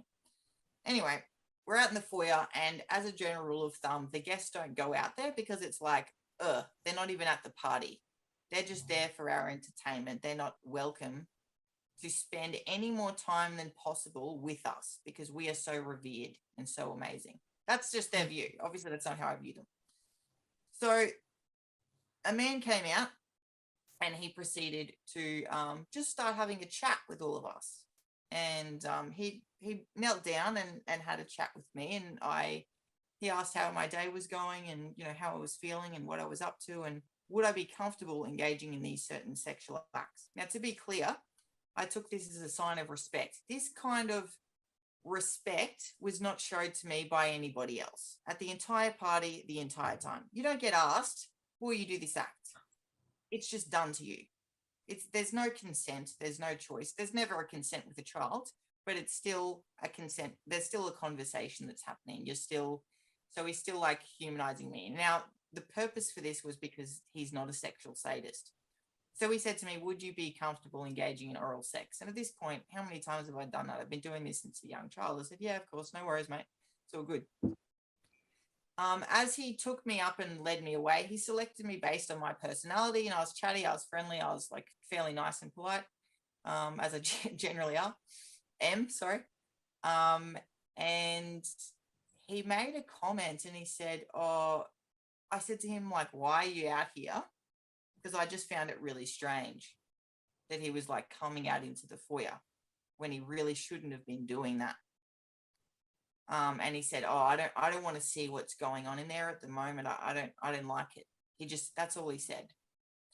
So that comment, along with what he did to me and what the sexual acts that we engaged in, that weren't violent and weren't sexually sadistic, he subjected me to zero torture, made me understand that he wasn't a sexually sadistic perpetrator, that he wasn't comfortable with murder. That was the only perpetrator at that party that was not sexually sadistic. And in trafficking in general, I met nearly 4,000 perpetrators.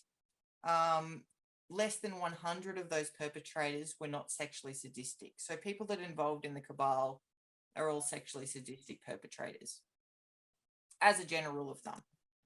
That's the general rule of thumb that you'll find. And look, that was fine. I enjoyed my time with him, not the sexual stuff, obviously, but just having some level of sort of intellectual stimulation, whatsoever. It just gave me a little bit of a break, and I was like, oh, cool, somebody nice, sweet. So I went back. How old are you at this stage? How old are you? Just out of curiosity again. 7. Yeah.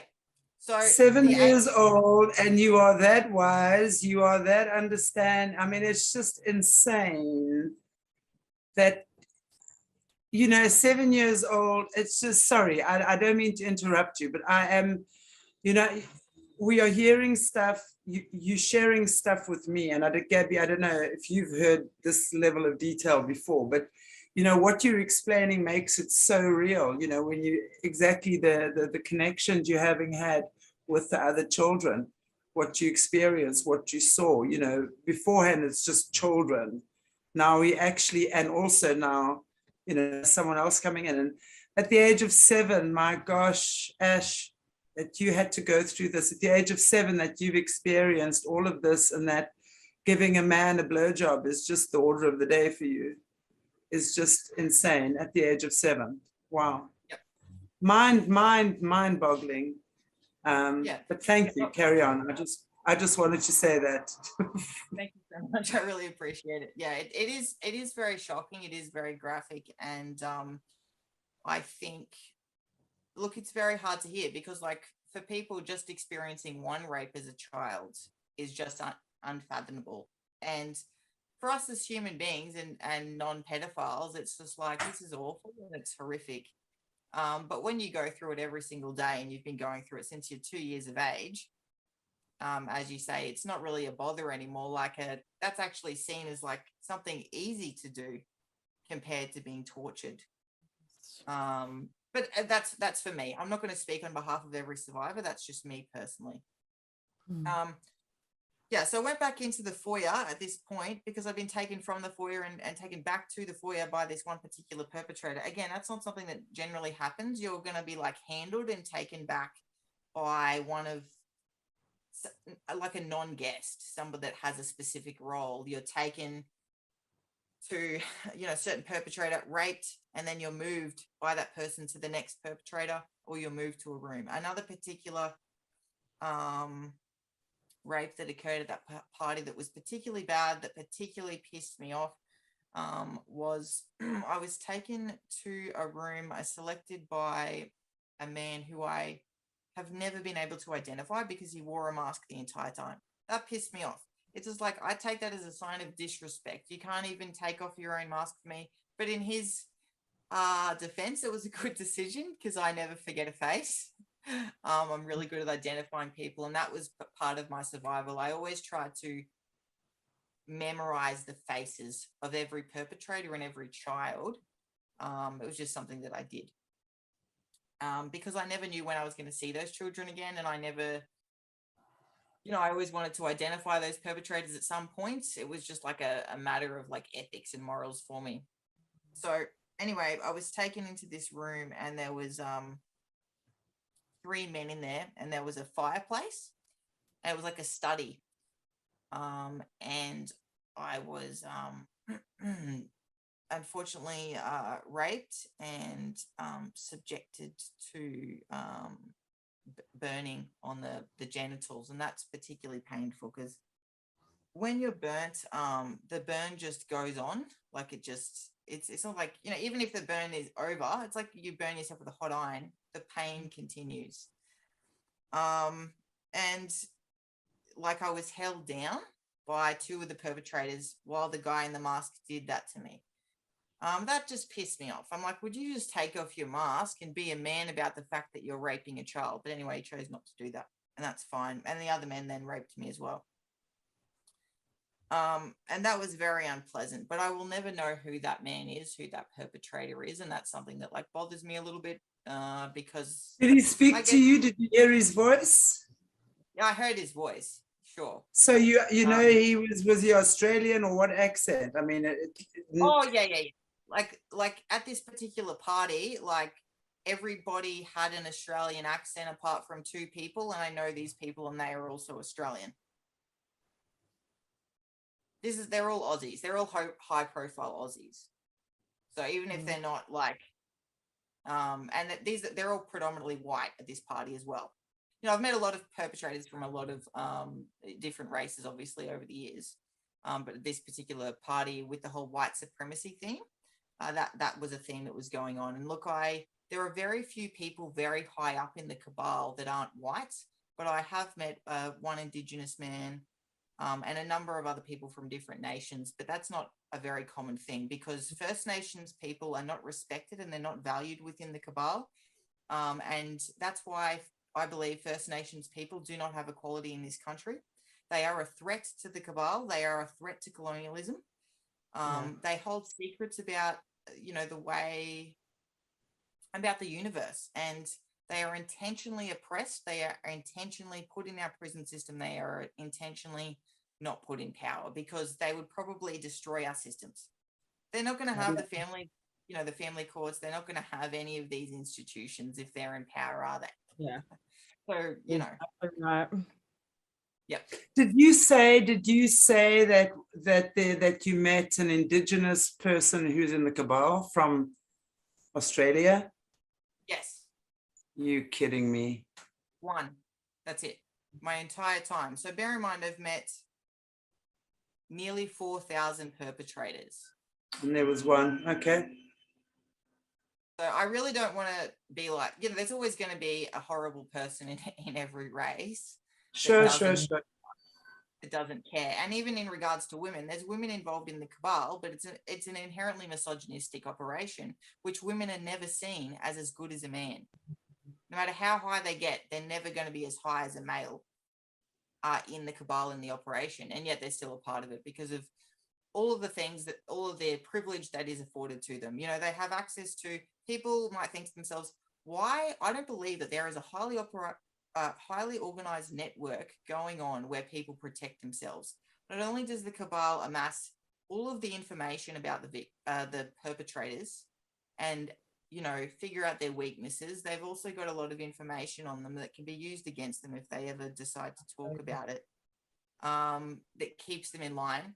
it's not just their privileges that keep them in line, but they are given a lot of privilege. They're given any child they want, essentially. And they're also given backdoor access to, like TV sets and locations that, none of us could really pay to experience. I can't go and have a party and an event at, I don't know, without saying just like a really cool, funky location. I can never go there no matter how much money I pay. These privileges are only given to these people. So it's like it just part of making them feel even more special. So it's not just the privilege, but it's the punitive measures that keep them in line.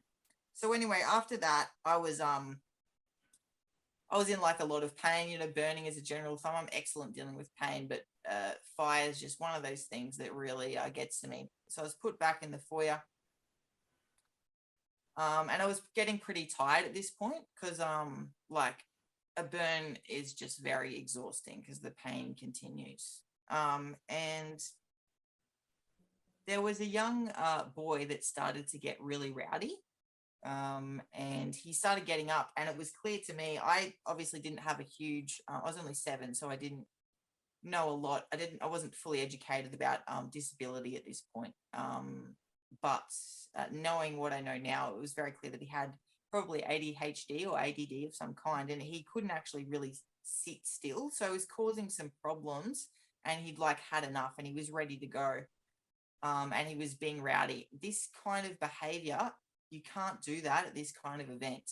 You can do it at, other smaller trafficking operations and parties. You can't do it at this event. That's just like unacceptable.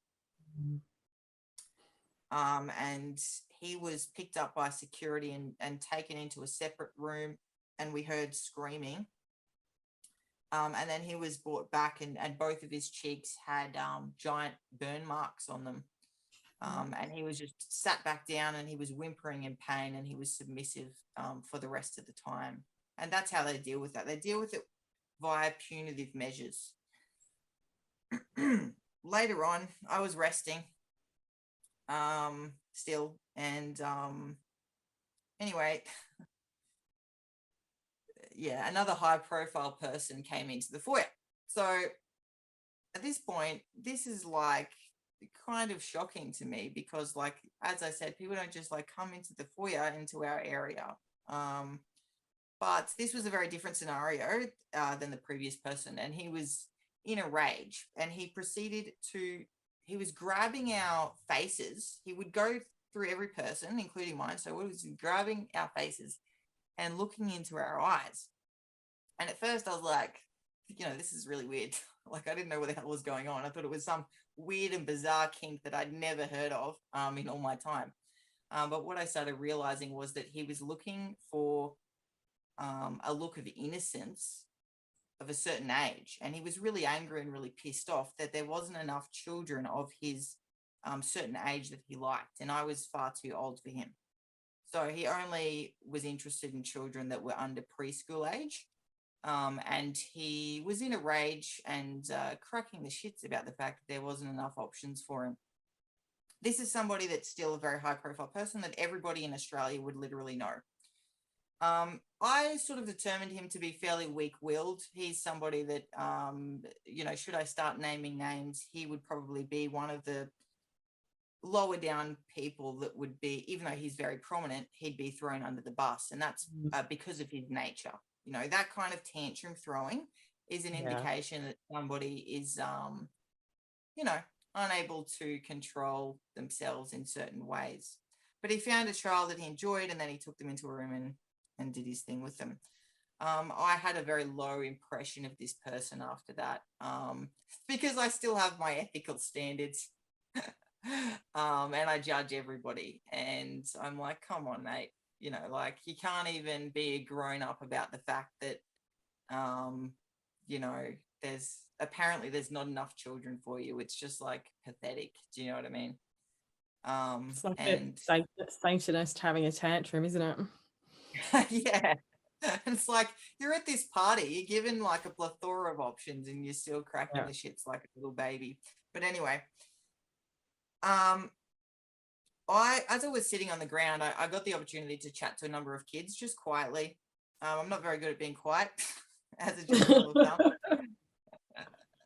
thumb. But look, I did take the time to have a chat with some of these kids, and one of the little girls that I was sitting next to, I just tried to, I said, like, just tried to chat. I said, what do you, when you're not here, what do you like to do? A bit of a distraction. And she just said, oh, nothing. No, I don't like doing anything. And I said, well, do you have any like hobbies and interests? I like, I like playing sport, and I like doing art and that kind of thing. I'm trying to engage in a dialogue. And she was just completely depressed, demoralized. She was dissociated and out of it. And that's just like a general, that's how everybody is. But I obviously wasn't like that. And so because she was so depressed, I was like, well, now's an opportunity. I can't actually really can't make her happy. That's the other thing. I wanted to kind of distract kids away from their reality and kind of like make them laugh or something. That wasn't happening with her. So I thought, well, maybe I'll dig for some information. And that's when I started asking her about, where her family was and where her parents were and that kind of thing. And I said, like, do you have family, or, do you have any loved ones or people that you love and care about that you can go to, that you can think of at this time that will bring you a sense of comfort? Obviously, I wasn't talking like this because I'm only a child, but I was saying things along these lines. And she just said, they're dead. They're dead. That's it. And she just had this look of hopelessness, and she'd just completely given up. And I just knew that, she was just waiting to die. And that's what so many of these kids were experiencing. And that was just another moment where for me, I just thought, oh, how lucky am I that I get to go home with my serial killer dad to a family that loves me. And all of these events, it was just very hard for me because, not really going through the rapes and all that, it sucked, whatever. But it was like every time I watched those children leave, I never knew if that was me watching them leave for the last time. And that was the hardest part for me in trafficking, was watching kids murdered and watching that despondency and hopelessness in human beings. It was very, very sad and very, very depressing. At the end of getting on to the end of this event, a number of us children were left in the foyer, and I was one of those kids. And I was there for a fairly long time, about 45 minutes, which is, a fairly long break. And I was like thinking, okay, because you never know like how long these events are going to go for. You're not informed as a victim. So God only knows, are we there for a day? Are we there for 3 days? I don't bloody know. And some of the kids, there were 3 kids that were brought back, and the security and the maitre d' were just acting a little like sort of nervous, and everyone's getting tired. The event's been going for a number of hours. So I was able to like talk to the kids, and those kids were whispering and saying, there's 3 kids not coming back. They're not coming back. So at that point, it was very clear to me that they were getting killed in the final kill in an act of ritualistic abuse. This is my impression. I didn't see it with my own eyes, and I never saw it. And then those 3 children never came back. That was it. So I never saw them again. I never saw their bodies. I never saw anything. But the kids that were put back into the van, there were 3 less children than the ones that arrived, plus the one that was killed in the very, very beginning. So in total, there was 4 less children that had been brought in by the Department of Child Safety. Which is nearly a quarter. That's nearly a quarter of the children. Yeah, actually, I didn't even think that. You just wonder, how does that get recorded at DCP? Yeah. So then my dad came back, and we just left. He just was like, let's go, made a motion. I just headed off. And we just like drove home on the freeway, and he just had the music blasting the whole time. He's in a great mood.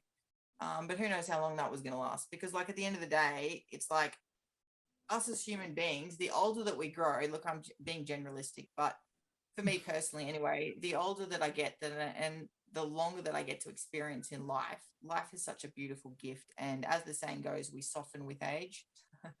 And I am certainly turning into an old grandpa as I age. I'm listening to this, old man. Oh, come on. My girlfriend is like, what the hell are you listening to? It's like a grandpa music. I'm literally looking at these like candlelight events with like the orchestra. I'm like, this is beautiful, babe. Let's go to that. She's like, I'm not going to that. That's just like for old people anyway. So a lot of the time I am very peaceful when I'm not being a rat bag. But I have a lot of contentment with life. Balance. Yes, balance. But these psychopaths, it's like they have a kill and they're only happy for a certain period of time before they have that urge to kill again. And not only that, as they age, while they learn and grow rationally and with information, and they learn how to hide their crimes better, etc., etc., their sense of emptiness grows, their sense of despondency grows. So they sort of have the opposite to what we have. We will, as a general rule of thumb, grow more content with life, and their emptiness will grow, and they'll be more and more unhappy as life goes on. Wow, that's a really good summary, because we can definitely look at other known cases and see what shells of people they end up as, I should say, in their older age, just lost, empty, soulless. Yep. Exactly. And I did want to talk a little bit, because we mentioned last week about, and I saw some comments regarding, these people never knowing love, and perhaps them being that way because they have never known love. And I would strongly oppose that viewpoint.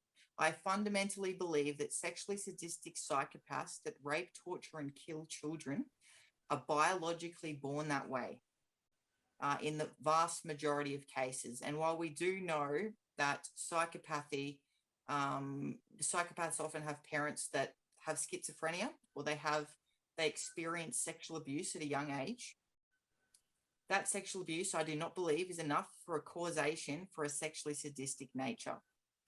In regards to pedophilia, there is a certain subset of pedophiles. Sorry, is it okay that I talk about this? I'm going off. Yeah, absolutely. Yep.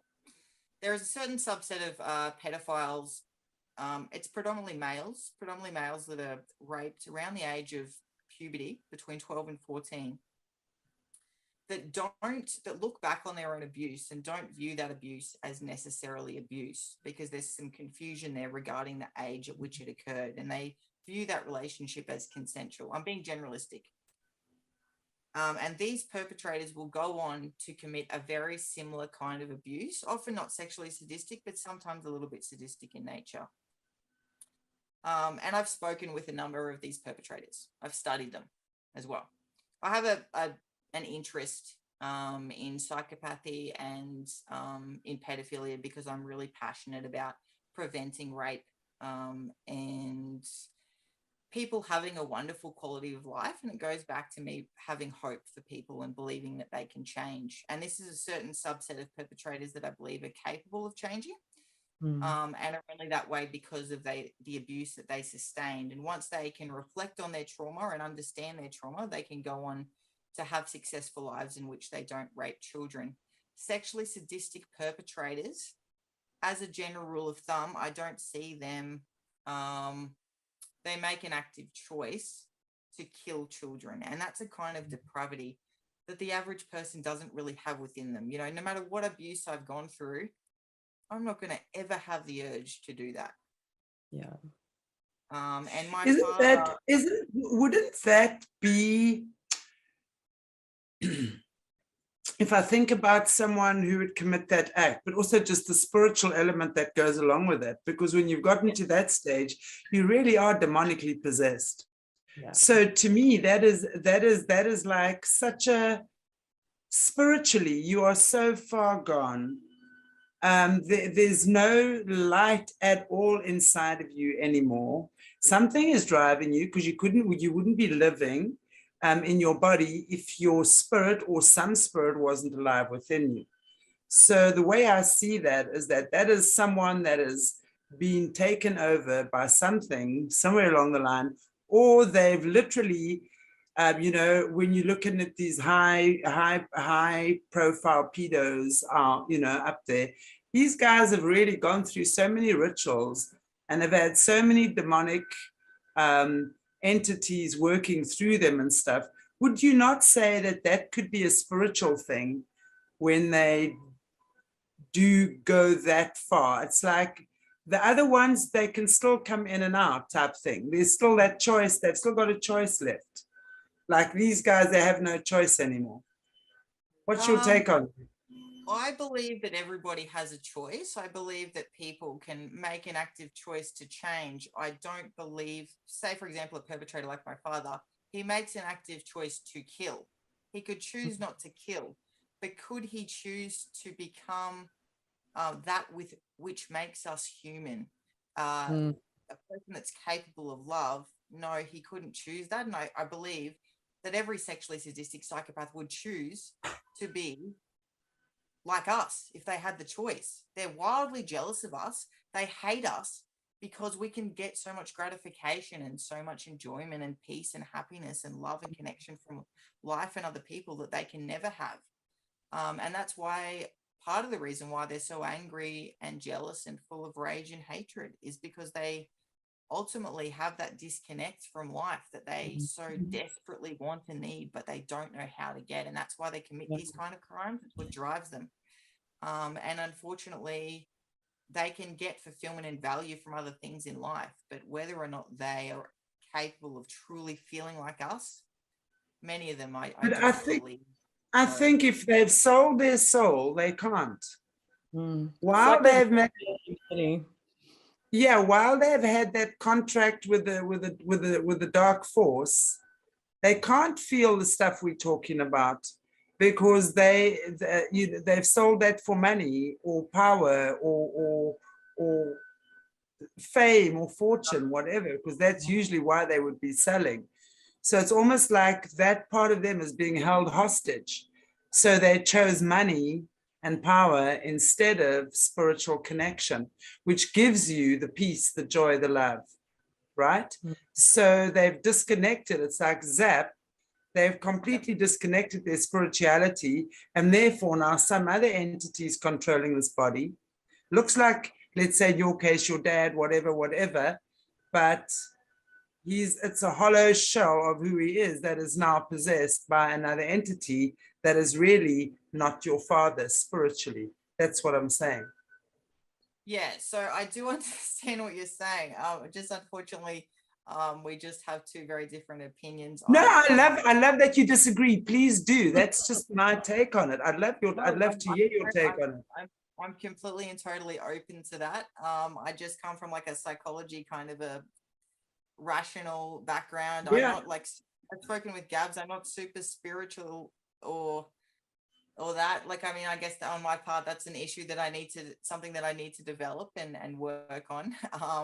For me, my spirituality is connected with life rather than other beings. It's, life itself.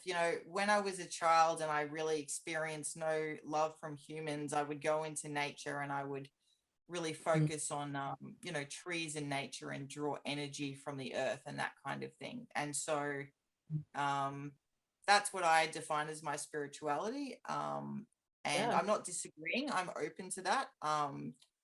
I just don't have that same level of understanding of the situation, but I certainly would definitely say that, like, when a psychopath is committing a murder, when you look into their eyes, there's nothing in there. Yeah. There's no light. No. Yeah, I know. Light which makes us human is just not within there. So whether or not that's another entity or it's just a person without a soul remains to be seen. If you don't mind, I want to just comment on that. Do you know Eckhart Tolle, who's the author of The Power of Now? Okay. He said something very amazing around that in one of his podcasts I listened to many years ago. And he spoke about the body. And I love the body. I mean, for me as a healer, the body to me is it's your masterpiece. It's your playground. Okay. So he spoke about the body, and he spoke about, it's like when you spiritually disconnect or disassociate. I think disassociate would be the best description I could use for that. So obviously when people have gone through, like, let's say experiences that you've gone through, or even just, doesn't have to be SRA or abuse, there can be different levels of trauma, right? But when you disassociate, it's like spirit goes walkabout, okay? Body, the vessel for spirit, remains its vessel. So he explained it beautifully, and he said it's like going on holiday and leaving your house standing wide open, and all sorts of dodgy characters are going to take up residence within your body. Now, for me, that just, I understand it, because that when we are not present spiritually, because spiritually we are connected, it's what connects us to this divine infinite source. That's the spirit. So when we disconnected, we can't feel that connection, and then we go off. So, you know, so for me, the minute the body has lost its connection to spirit, because the two are together, right? They're actually one. Then it's like Emmentaler cheese in your aura. That's how I see it spiritually. It's like people's aura are like Emmentaler cheese with big fat holes in them, literally. And that's when they have no psychic protection, they have no spiritual protection, and like a magnet, they attract the dodgy lower level frequencies to them, and those experiences continue. That's just the way I see it. That sort of sounds like oh, what was that, Ash? I said I completely understand and agree with you there. Yeah, I was just, as you're explaining that, Shanti, it really just sounds, you know, like when people aren't in their bodies because of pain, trauma, and the way you use dissociate, I think, is really powerful from what Eckhart said as well. You know, that's when we move into being unconscious, and whether you perceive it as connecting to God or source, or like with you, Ash, connecting to nature, which has been massive for me as well. Absolutely. You're really present in those moments, you're really there. And so you can't get kind of led or swayed. You're just very centered. And this is exactly what these psychopathic perpetrators do not have, is any sort of centering or consciousness. Yeah, it's so they're so low level, you know, and it's these entities and things that are, you know, they're really just looking, and they're like leeches to this juicy human spirit that they just want to suck off and leech off and own and control. And that's why when you were talking about that maniac running around opening up the children's eyes to try and find the innocence that they'd already stolen from every child there, and that obviously that's what he was after. He was after the innocence, the purity, that life force that only a child has. I mean, you know, when I look at my granddaughter, she's 9, you know, that light, that beauty, that glow, that energy, she's innocent, she's pure, she's loved, she's growing, she knows she's adored. It's so beautiful to watch that in a child. And that's what these shadow walkers try to take, because they want light, they want love, they want purity, they want something that the child has that they cannot explain, but they want to consume it, which is why they eat it, and they hope they're gonna have it in that way. But it's so fucked up, excuse my language, that there's no ways. They've inverted everything. All they have to do is just flip upside down again and start thinking with the brain and not their asses. Excuse my language, but absolutely. And yeah, on that note, I would if I talk about look, not an experience in trafficking, but a child that was purchased by my father via trafficking that he ended up killing. Would I be able to talk about that a little bit? Yeah, absolutely. And I think what we're going to do is we're going to, and I want to just tell our viewers as well, we're going to be doing a double recording today, maybe, depending on how we feel. Gabby's away for the next 2 weeks. So we're going to, then I think, and we just want to keep it in sort of increments. I'd love to hear your story now. Then I think what we're going to do is take a bit of a break and take it up with the next recording, if that's fine. Yeah. Yep. Perfect. I want to hear. Go. Okay, cool. Yeah. Please, no. Because I was very frustratingly unbreakable for my father, and I could not be broken into submission no matter what was done to me. He was just sort of became obsessed with this idea of breaking me, because when he figured out that he couldn't control me in the beginning, and then he decided to have another child that would be submissive, he then proceeded to try to enact punitive measures to force me to become a little mini-me. So his plan was to get me to be like a little serial killer alongside him to help him with his crimes. And as a result of that, I was taught a number of things regarding the cleanup of bodies and things like that. So as I previously stated, my father is a serial killer, and he's killed a number of people. He's killed people in the community, people that he hasn't just purchased in trafficking. He has killed neighbors, people like that. So for no good reason. They never have a good reason for killing. And he's gotten away with it. My take on this is that the coroner's office is completely and utterly and woefully inept or corrupt. Either way, I risked my neck to tell the police about, a neighbor that my father was killed, that I was present at the murder, an elderly neighbor. The police believed my story because they came, they found the body, and then they were just going to with elderly people, when they die, they don't do they don't investigate the death if they're really old. And I was you know what? Now's a good a time to any to get killed. Why don't I go out and have a chat to the police? So I went there and said, I was present. This wasn't a natural death. This is a murder. Get the body to the coroner's office. So they believed me. They believed what I said. And they sent the body to the coroner's office. And then they proceeded to knock on my door a number of days later. And they were angry. The police were very angry with me because they said that I was lying. And the coroner found out that the woman had died of a heart attack, despite the fact that there were a number of bruises and injuries on her body.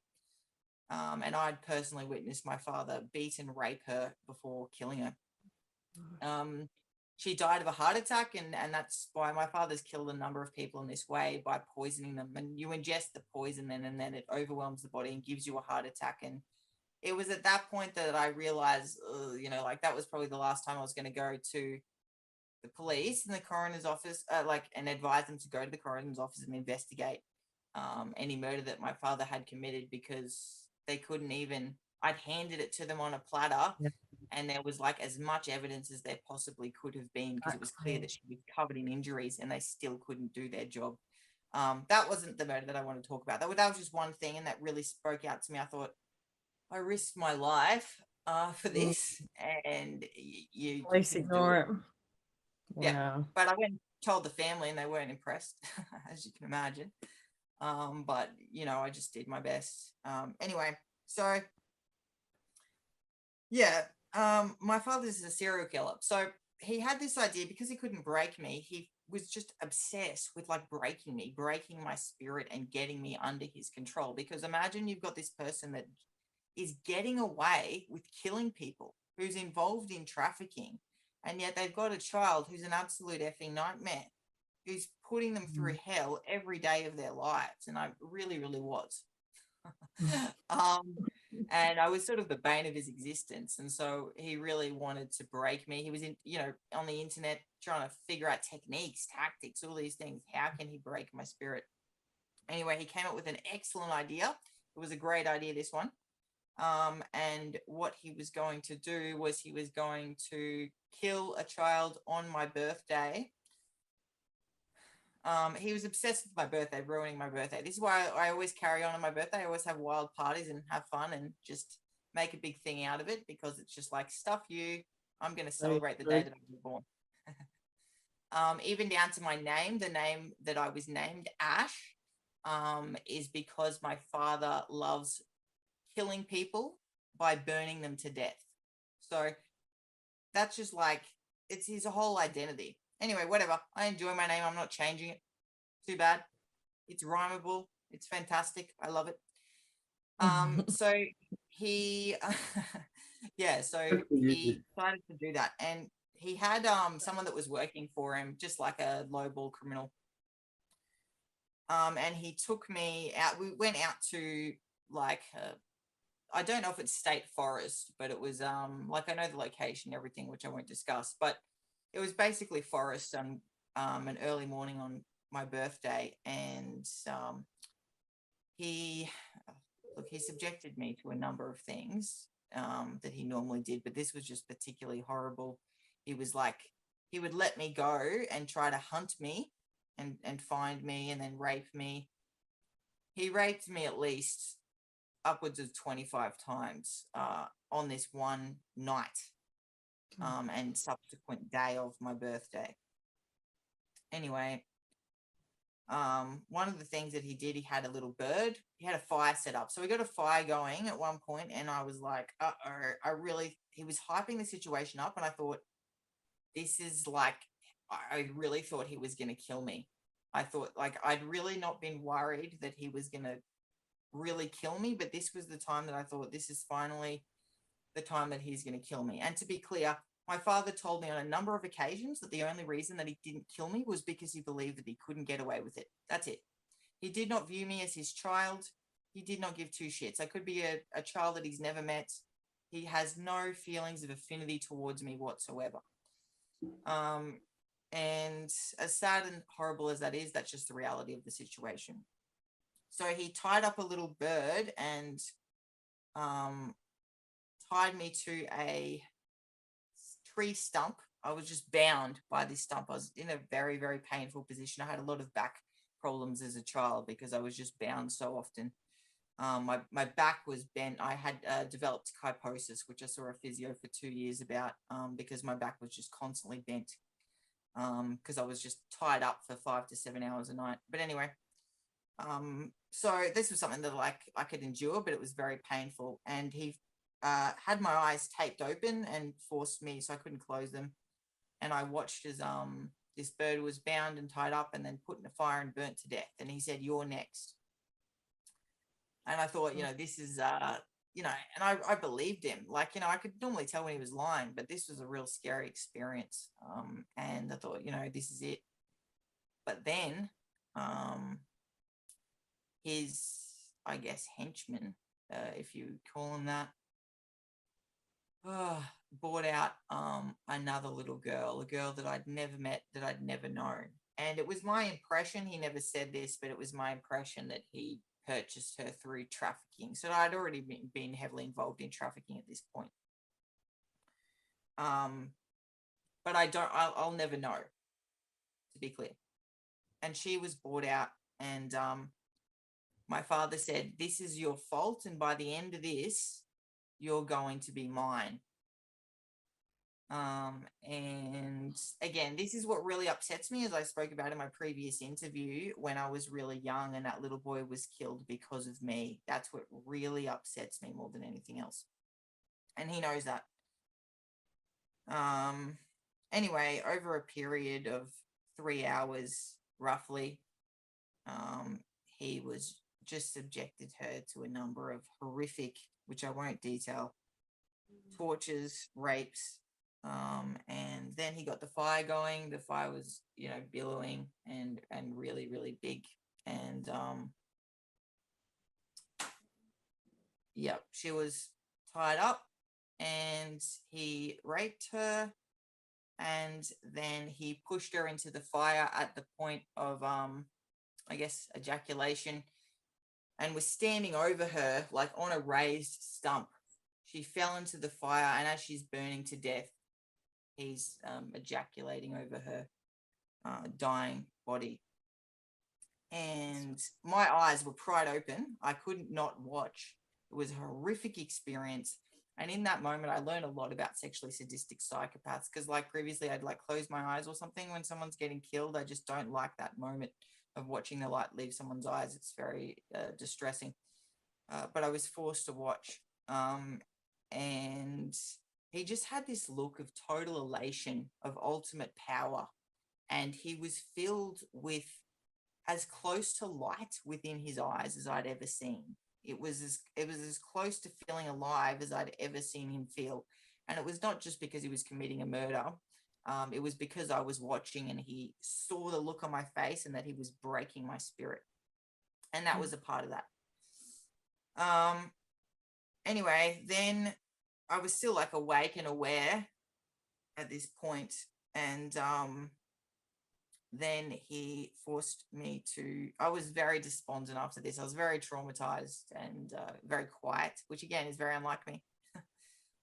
And I helped him clean up the body, and which mainly consisted of just like making sure that she was completely gone and the ashes, and putting any of the remaining bones, because not all bones will be burnt to, like when you burn a body, there's always going to be like pieces that are left.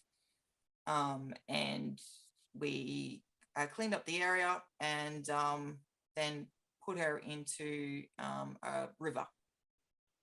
And it was at that point I was just becoming more and more despondent, which is very unlike me. It's like nothing would really faze me, but this was just, it was just like too much. My birthday, characteristics in her, you know, it was just, yeah, not good. And then I just passed out, basically. I just went completely limp. I dropped to the ground. This has never happened before. And when I woke up, my father was holding me in his arms and I opened my eyes and he just had this look on his face of like, yes, you know, I've finally broken your spirit. Yes. Anyway, me being me, I was like not present. I was dissociated, but I was like coming back. And I just felt this, like, it was sort of like this, everything was gone from my body. It was like my life force was just like gone. But I just felt this tiny, tiny little motherfucker, fuck you, coming back into me. And I just like kind of came back to my body and like woke up. I mean, it was awake. And I pushed him away and got off him. And I will say, I said to him, you will remember this moment because this is the moment where you came the closest to breaking me and you couldn't and you never will. And his whole face was just like dropped. He was disappointed, despondent. And I just, as I watched his face go into the worst rage I've literally ever seen him in, I just turned and started sauntering without any fear toward like the car, as though I'm just going home. I don't even give a shit about what just happened. You mean nothing to me. I'm off, mate. And it was then that I heard, you know, footsteps running and he cracked the shit, tackled me to the ground and did whatever he did. But that was really sort of like a defining moment in my childhood for me. And it was a defining moment in his life, because for him, it hyped up in his mind, he's this genius psychopath that's able to outwit the authorities and outwit the police and outsmart the coroner's office. And he can't even break his own child. And that was just an important moment in terms of me learning about psychopathy. And yeah, which is a good defining moment for me anyway, and a significant moment in my life. So yeah, just wanted to share that. And that's why I know a lot about sexually sadistic psychopaths, why they operate, why they do what they do. And yeah, that's it. Wow. Thank you for sharing that, because that is has obviously, you know, been a trauma that's really affected you. And I just think it highlights so much the use of these psychopaths using guilt on survivors to try and manipulate and control them further. You know, so I hope that you don't feel guilt about that, because you were unable to save a child at times in your life. And, you know, I'm so proud of you now speaking out to help other children and other survivors find their voice as well. So thank you. Thanks, Gabs. I appreciate it. Thank you. I think I'll Yeah. always feel guilt and sadness, and I'll always feel bad about what happened, and I'll, there'll always be a part of myself that blames myself. So that's just, yeah. Ash, I think, you're such an incredible spirit. And I think I can imagine why you would think you need to blame yourself or whatever. I think that the trauma that you were subjected to as a child, I have no idea what that would be like, but you would know that there's nothing for you to feel guilty about. The bigger part of you knows that. So I really want to say thank you again for joining us. It's shocking, very shocking. But I've never heard a child who was, we hear especially like Jessie or whatever, her perspective from her, being the hierarchy kids and what they went through. And you hear a lot of survivors talk as well, but I really appreciated you in the humanistic way that you're sharing your story with us. And you're awesome. Thank you. We'll be back for part 3. So thank you for that. The more light that we shine on these matters and the more truth we put out there, the more we disempower the bullshit and the lies. So thank you so much, guys. If you haven't already, please give us a like, a share, and a subscribe here on at Aquarius Rising Africa. God bless you all. Take good care, and we'll see you back.